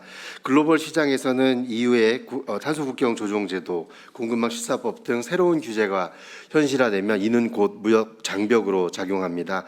만약 기후 위기 대응이 기업의 비용과 규제 부담으로만 작동한다면 이는 곧 기업의 경쟁력 약화와 투자 위축으로 이어질 우려가 있습니다. 반대로 기업이 탈탄소 혁신을 통해 새로운 시장 기회를 만들 수 있도록 정책적, 재정적 지원이 병행된다면 기후 위기 대응은 위험이 아니라 기회가 될 수 있습니다.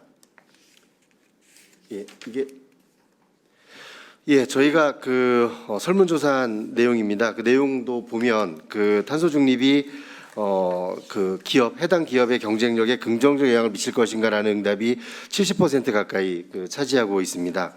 문제는 탄소 중립에 대한 리스크입니다. 기업의 85%가 투자 위험도가 높다고 판단하고 있습니다. 그거는 과거에 이 투자를 했었던 기업들의 사업들이 대부분 다 손실을 보았기 때문입니다. 그래서 대부분 이 해당되는 사업들이 축소되고 있는 현실입니다. 대부분의 다른 그 주요국들 탄소국립 정책을 봐도 NDC 목표와 함께 산업 경쟁력 확보를 위해 적극적인 탄소 중립 정책을 시행하고 있습니다. EU의 그린딜, 미국의 IRA, 일본의 녹색 전환 리그 등이 그 예가 되겠습니다. 특히 일본의 사례는 시사점이 높습니다. 일본 정부는 탄소 중립 목표를 제시하기 이전부터 기업들의 전환 비용을 줄이고 혁신을 촉진하기 위한 다양한 지원책을 마련했습니다. 재정, 세제, 기술 개발 지원을 통해 기업들이 탈탄소를 경쟁력 강화로 받아들일 수 있도록 그렇게 만든 겁니다. 그래서 일본은 기업의 탄소 중립을 돕기 위해 2023년 그린 전환 정책을 발표했고요. 그 내용을 보면 비화석 에너지 도입, 그리고 산업 구조 전환, 에너지 효율화, 자원 순환, 탄소 고정 기술 등의 매년 2조 원의 채권을 발행해서 기업을 지원해서 10년간 20조에, 우리나라 또는 200조의 그 지원을 하겠다고 발표를 했습니다. 예, 우리나라 기업들도 이 저탄소 공정 전환과 그린 산업에 대한 선제적 투자를 계획하고 있습니다. 하지만 앞서 말씀드린 대로 지속적인 지원책이 마련되지 않으면 사실 투자를 확신할 수 없습니다. 앞서도 여러 가지 사업들이 좌초된 것들을 보실 수 있을 겁니다. 철강 산업의 예를 들어봐도 핵심 감축 수단, 그 전에 스크랩을 이용한 수단이라든지 아니면 전략을 한다든지 이 부분으로서는 적극적인 이 감축은 사실 불가능하고요. 결국에는 수소 환원 대처리라는 방식을 통해서 제조하는 방식 자체를 바꿔야 됩니다. 전환하기 위해서는 하이렉스 기술 개발과 설비 전환에 20조, 그리고 2050 탄소 중립 이행에 약 한 40조 원의 투자가 필요합니다. 이를 위해서는 추가적으로 200만 톤의 그 수소가 필요합니다. 당연히 그 전에 탄소 중심으로 해서 그 철강석에서 산소를 떼어내던 것들을 이제 수소로 바꾸는 기술이기 때문에 그렇습니다. 그리고 이렇게 생산된 철강이 중국 제품보다 싸고 품질이 좋아야 합니다. 지금도 중국과의 경쟁으로 인해서 철강 산업이 어려움을 겪고 있는 것을 여러분들이 다 알고 계실 거라고 생각합니다. 그리고 이런 이제 과정은 사실은 굉장히 장기적입니다. 지금 우리가 얘기하고 2035년에 대한 이야기를 하고 있기 때문에 우리 기업들의 입장에서는 우리가 정부의 정책을 따르다 보면 경쟁력을 잃지 않을 것이다라는 그런 확신을 심어줘야 기업의 장기적 투자와 기술 혁신이 적극 일어설 수 있을 거라고 생각합니다. 기업이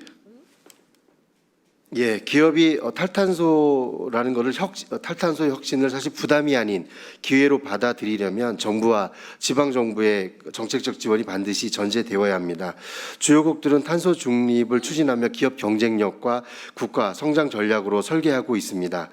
기후 대응 기금, 전환금융, 녹색금융, 세제 혜택을 통해서 기업이 초기 투자 부담을 경감시켜 줄 필요도 있고요.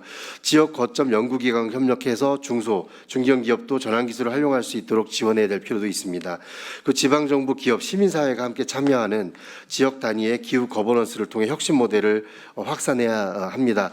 계속해서 이야기하고 있지만 사실 재생 에너지의 확산에 대한 이야기를 하면서 사실 지방마다 다른 이격거리 규제에 대해서 끊임없이 이야기를 하고 있는 부분이 있을 겁니다. 그렇다고 보면 사실 그런 아까 앞서서도 에너지 관련돼서 지방 정부의 역할이 중요하다고 했는데 정말 중요합니다. 지방 정부의 어떤 협력과 참여 없이는 확산하는 것이 굉장히 어려울 거라고 생각하고요. 또 분산 전원 관련해서도 사실 지방 정부의 역할이 어느 정도까지의 그런 지원이 가능하냐가 아마 대부분의 그 성공의 열쇠가 될 거라는 생각을 합니다.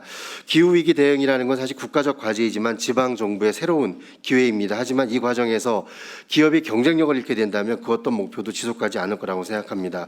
정부와 지방 정부가 기업의 탈탄소 전환을 위한 확실한 지원을 제공해야 합니다. 기업은 그 확신 속에서 과감한 투자와 혁신을 추진할 수 있을 것입니다.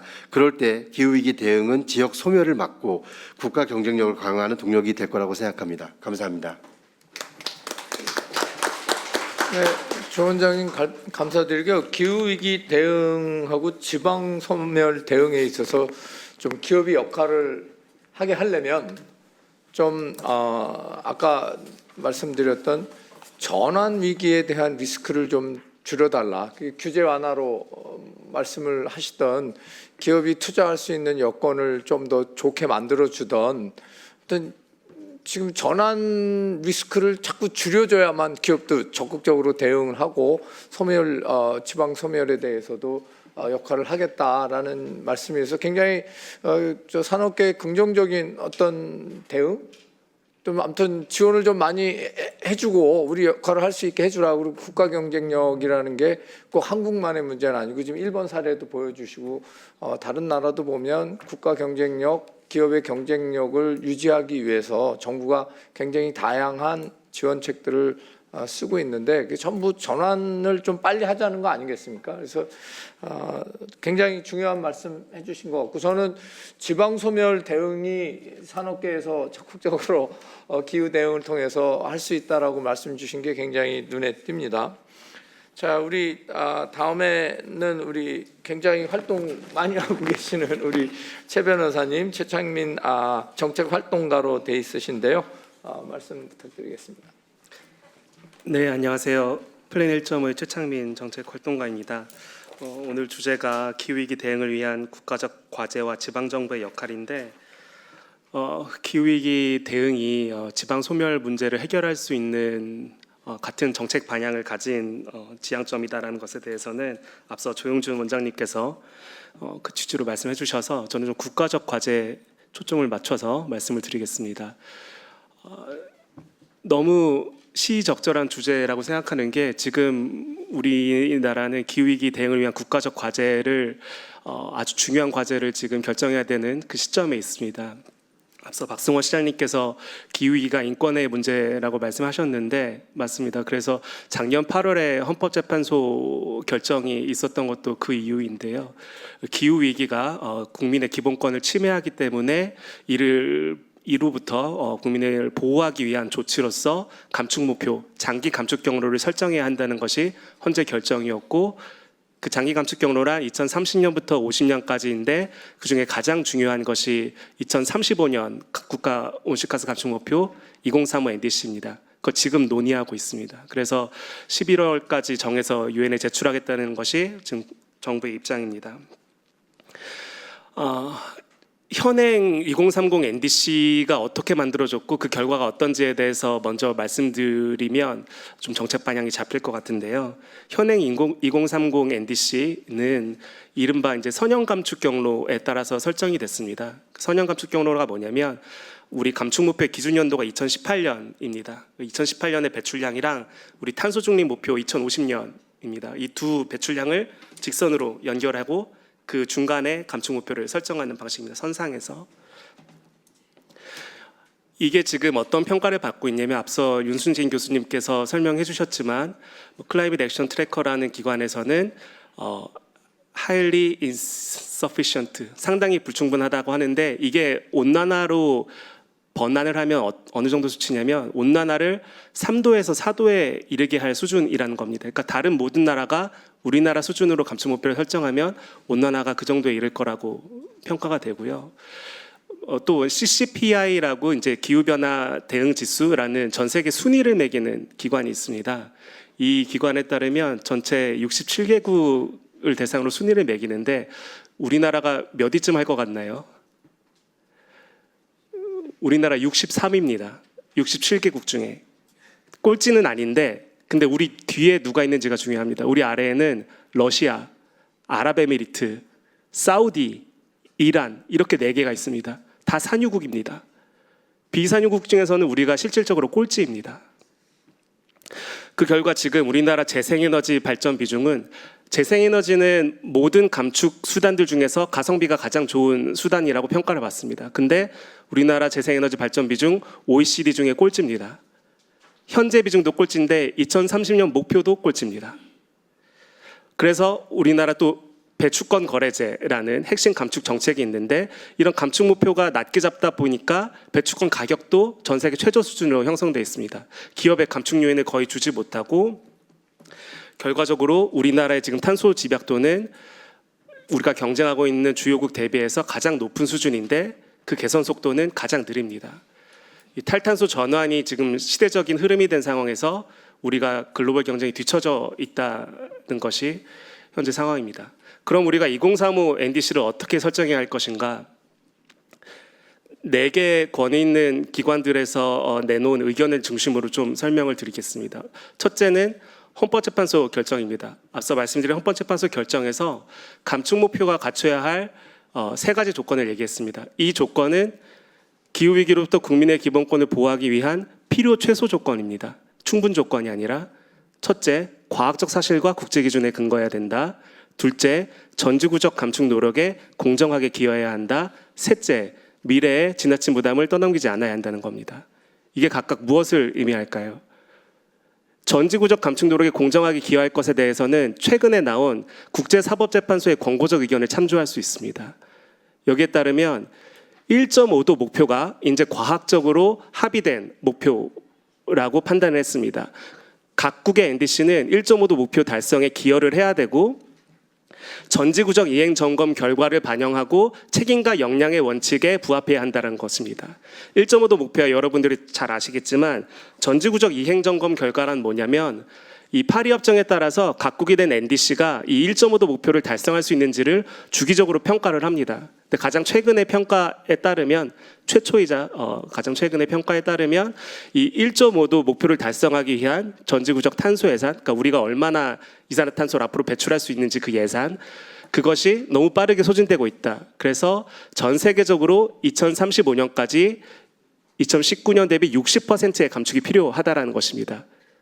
이게 전 세계 평균이고요.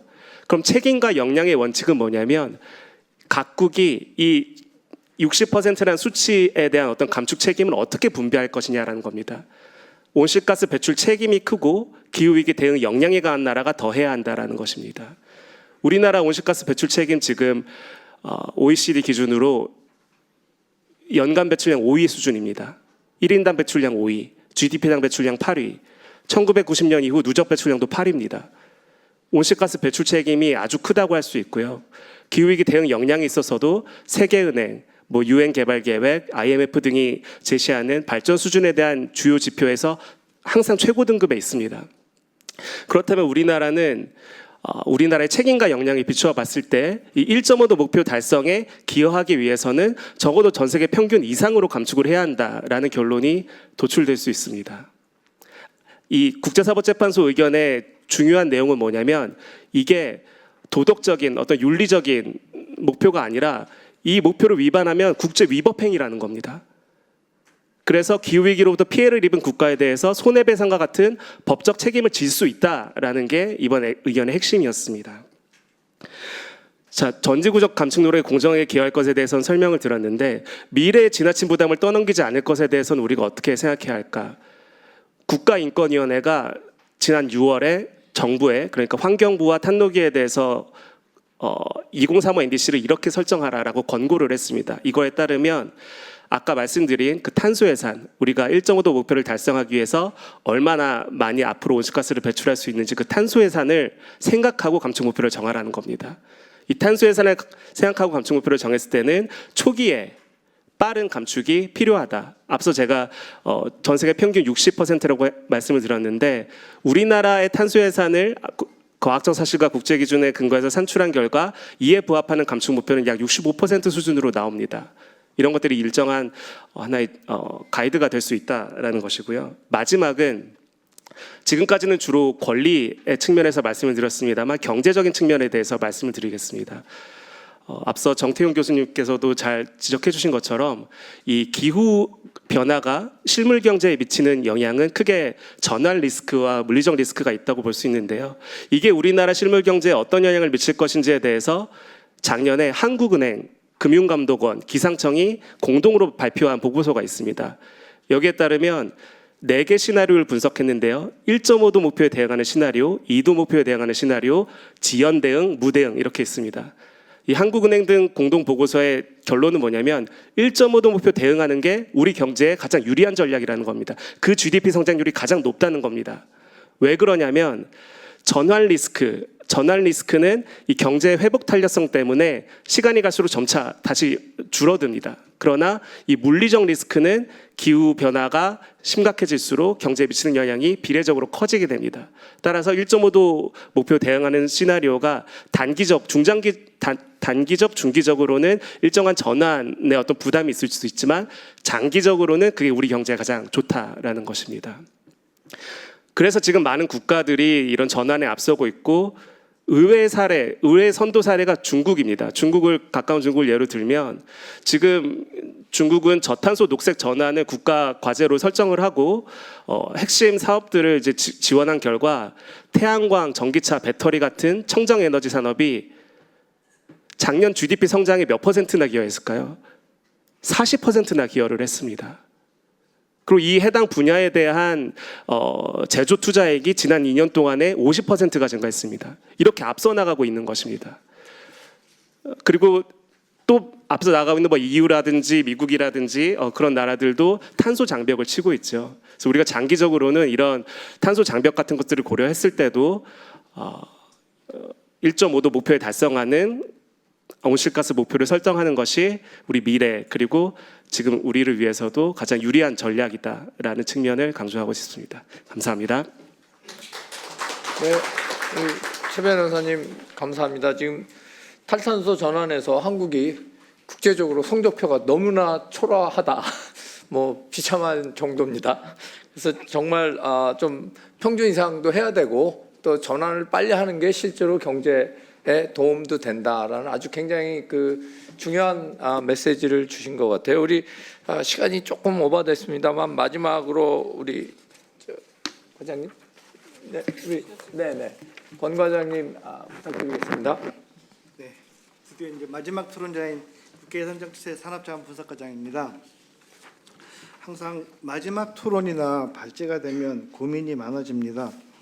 제 앞에서 너무 좋은 얘기들 많이 하셔갖고 제가 지금 심혈을 기울여서 토론을 써왔으나 이게 다들 중복되는 이야기고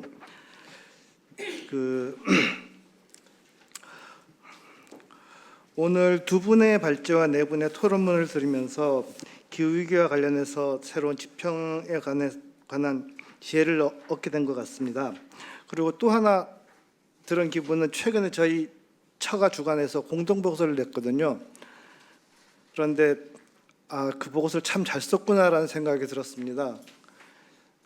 오늘 두 분의 발제와 네 분의 토론문에 그 내용이 다 지적이 되어 있고 저희가 그 하나하나를 다 심혈을 기울여서 분석을 했고 관련 문제점에 대해서 제시를 하고 있거든요. 그래서 오늘 제가 드릴 말씀은 최근 우리 국회가 공동으로 작성한 저희 보고서에 관해서 잠깐 소개를 드리려고 합니다. 우리 국회가 최근 소속기관과 협업을 통해서 기후위기 및 탄소 중립 대응 공동보고서를 수행하였습니다. 그 결과물을 담아서 보고서를 발간하였고요. 이 보고서는 탄소 중립 실현이 산업에 미치는 영향, 기후위기 대응 관련 재정 정책, 국내외 탄소 감축 경로와 2035 NDC 기후위기 대응, 거버넌스, 해외의 탄소 중립 사례 등을 연구한 결과를 담고 있습니다. 특히 이번 박람회 발제문과 연관해서 큰 주제로는 탄소 중립 달성을 위한 산업별 과제와 대응 방안, 기후위기 대응을 위한 정책 및 재정사업 분석 두 개를 꼽을 수 있습니다. 산업별 과제와 대응 방안에서는 우리 산업이 제조업 중심의 높은 화석연료 의존도로 인해서 탄소를 감축할 수 있는 여력이 작고 국제 환경 규제에도 민감한 구조여서 탄소 중립 전환 과정에서 막대한 비용과 투자는 불가피하며 특히 중소기업의 부담이 가중될 것이라는 것을 전망했습니다.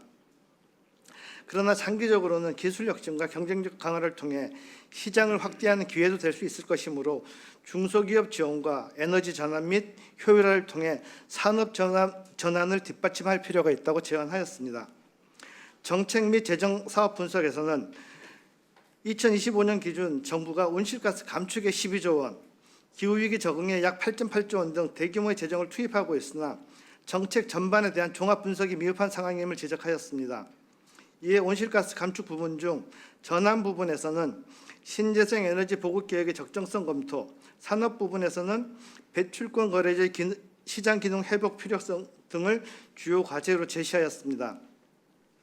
또한 현재는 온실가스 감축에만 관심이 집중되고 있으나 기후위기 적응과 관련하여 제도의 정비, 기후위기 피해가 집중되는 취약계층의 보호, 효과적인 산림 예방 체계 마련 등을 통해 기후위기 적응을 강화할 필요가 있음을 강조하였습니다. 아까 그 취약계층 보호는 광명시 장이 말씀하신 기후인권과도 연관이 되는 부분이라고 생각할 수 있습니다. 마지막으로 이번 박람회에서 다루진 내용들이 우리나라 2050 NDC 달성, 미래산업 경쟁력 확보를 위한 산업구조 개편, 중앙정부와 지방정부 간 거버넌스 정립에 반영되기를 바라며 토론을 마치겠습니다. 이상입니다. 권 과장님 감사합니다. 아주 짧고 필요한 말씀 딱 주신 것 같아요. 지금 발제 토론 다 들어봤는데 우리 두 분 발제자님 좀 들으시고 좀 추가적으로 그래도 이 말씀은 꼭 드려야겠다 하시는 얘기 있으면 우리 윤 교수님, 우리 고 박사님. 네, 제가 기회 주셔서 감사드리고요.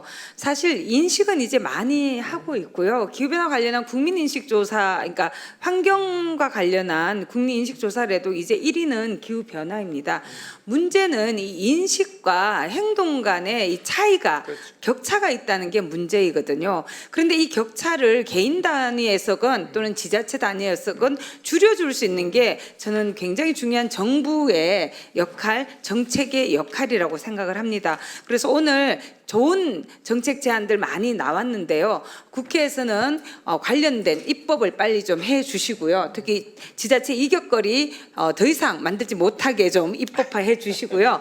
또 산업의 지원이라든지 이런 그 탄소중립 산업법 이런 것들도 준비하고 있는 걸로 알고 있는데 해상풍력특별법도 지금 시행령을 만들고 있고요. 그래서 준비는 지금 하고 있는데 좀 더 빠르게 발걸음을 재촉을 해서 함께 정말 협력하면서 나아갈 수 있으면 좋겠습니다. 문제는 인식이 아니라 실천입니다. 이제는 실천할 시간입니다. 아이고, 감사합니다. 우리 고 박사님. 네.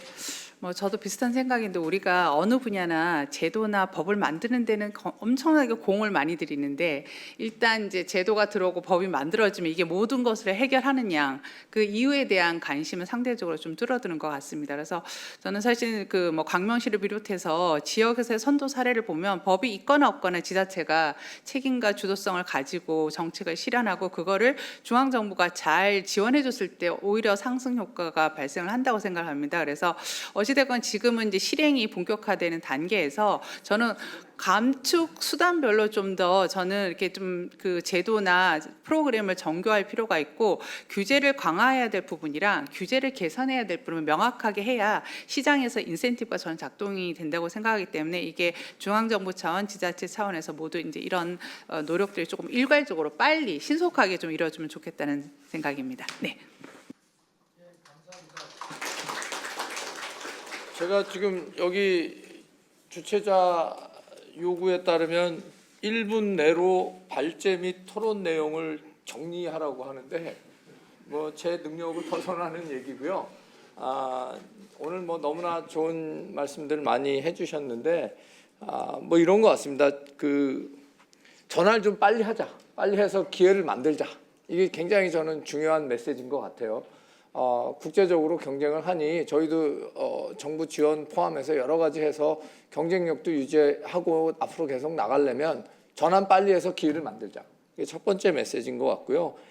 그다음에 우리 국회에서 하니까 법제화 좀 제대로 잘 된 거, 법만 만드는 게 문제가 아니라 정말 필요한 법 시행할 수 있는 걸 빨리 만들어서 관행도 바꾸고 또 필요한 조치나 지원 같은 게 적시에 될 수 있도록 전환을 법제화하는 그런 얘기도 나왔던 것 같고 제가 요거는 나중에 윤 교수님 허락을 받고 제가 좀 써먹어야 될 것 같은데 이 기술, 정책, 그다음에 시장, 시민으로 구체화시킨 요 내용은 저도 좀 강의나 다른 데서 써먹을 것 같은데 너무나 좋은 결론인 것 같아요. 그러니까 기술이라는 거는 결국 기업이 솔루션을 찾아내야 되는 거고요. 정책은 중앙정부, 지방정부 또 국회 포함해서 우리 국가 정부를 다 말하는 거니까 정책도 빨리 좀 해야 되는 거고 시장은 공급자가 있고 수요자가 있는 거 아니겠습니까? 그러니까 시장 기능을 회복해서 정말 기후 위기 대응에 시장이 역할을 해야 된다. 마지막으로 이제 시민이라고 말씀을 주셨지만 이건 아마 한국 사회 전부가 해야 된다. 우리 시민 단체도 나오셨고 또 기업도 나오셨고 했지만 우리 한국 사회 전체가 시민으로 표현하신 이 부분이 아마 한국 사회 전체가 대응해야 된다. 이제 그런 말씀으로 저는 이해가 됩니다. 마지막으로 제가 이거 그냥 늘 하던 얘기를 오늘 좀 그냥 아이디어 차원에서 드린다면 저희가 줄여야 될 탄소 배출이 굉장히 많잖아요. 막 몇억 톤씩 되고 그러는데, 자, 5천만이 1년에 1톤씩 줄인다. 5천만 명이요. 10만 원씩 준다. 지금 그거 아니래도 10만 원씩 지금 주는데, 주면 5조입니다. 5조. 그렇죠? 예, 근데 그거를 그냥 주는 게 아니고, 아까 우리 광명시장님 기후 의병 15,000명 지금, 그래서 정말 자발적으로 온실가스를 줄이겠다고 하는 사람들한테 10만 원을 줬을 때 5조입니다. 저희 예산이 700조 지금 넘죠. 이제 국가 예산이. 그럼 기후 대응에 1%도 안 되는 돈을 쓰는 게 정말 낭비일까? 한번 좀 생각해 볼 필요가 있을 것 같아요. 그러니까 5조라는 돈을 써서 자발적으로 우리 윤 교수님 말씀하신 시민 한 사람 한 사람이 참여하는 거에 대한 아주 조그만 인센티브가 10만 원이라고 했을 때 그걸로 5천만 톤을 줄일 수 있다면, 물론 지방에 따라서 여러 가지 다양한, 또 기업이 하는 것도 있고 시민단체가 하는 것도 있고 있습니다만, 좀 자꾸 또 이거 해라 규제하는 게 아니라 좀 인센티브를 줘서 자발적으로 할 수 있는 시스템을 만들 수 있다면, 그러면 우리 최 변호사님 걱정하시는 지금 후진국 아니겠습니까? 후진국. 이걸 빨리 선진국으로 기후 문제 대응에 있어서 갈 수 있지 않을까. 아무튼 굉장히 거친 생각입니다만 말씀을 드렸고요. 오늘 지금 발제 또 토론해 주신 걸 통해서 너무나 많은 걸 배웠고, 조금이나마 기후 위기 대응에 저희가 기여할 수 있는 그런 회의가 됐었으면 합니다. 참석해 주셔서 너무 감사합니다. 이상으로 마치겠습니다. 감사합니다.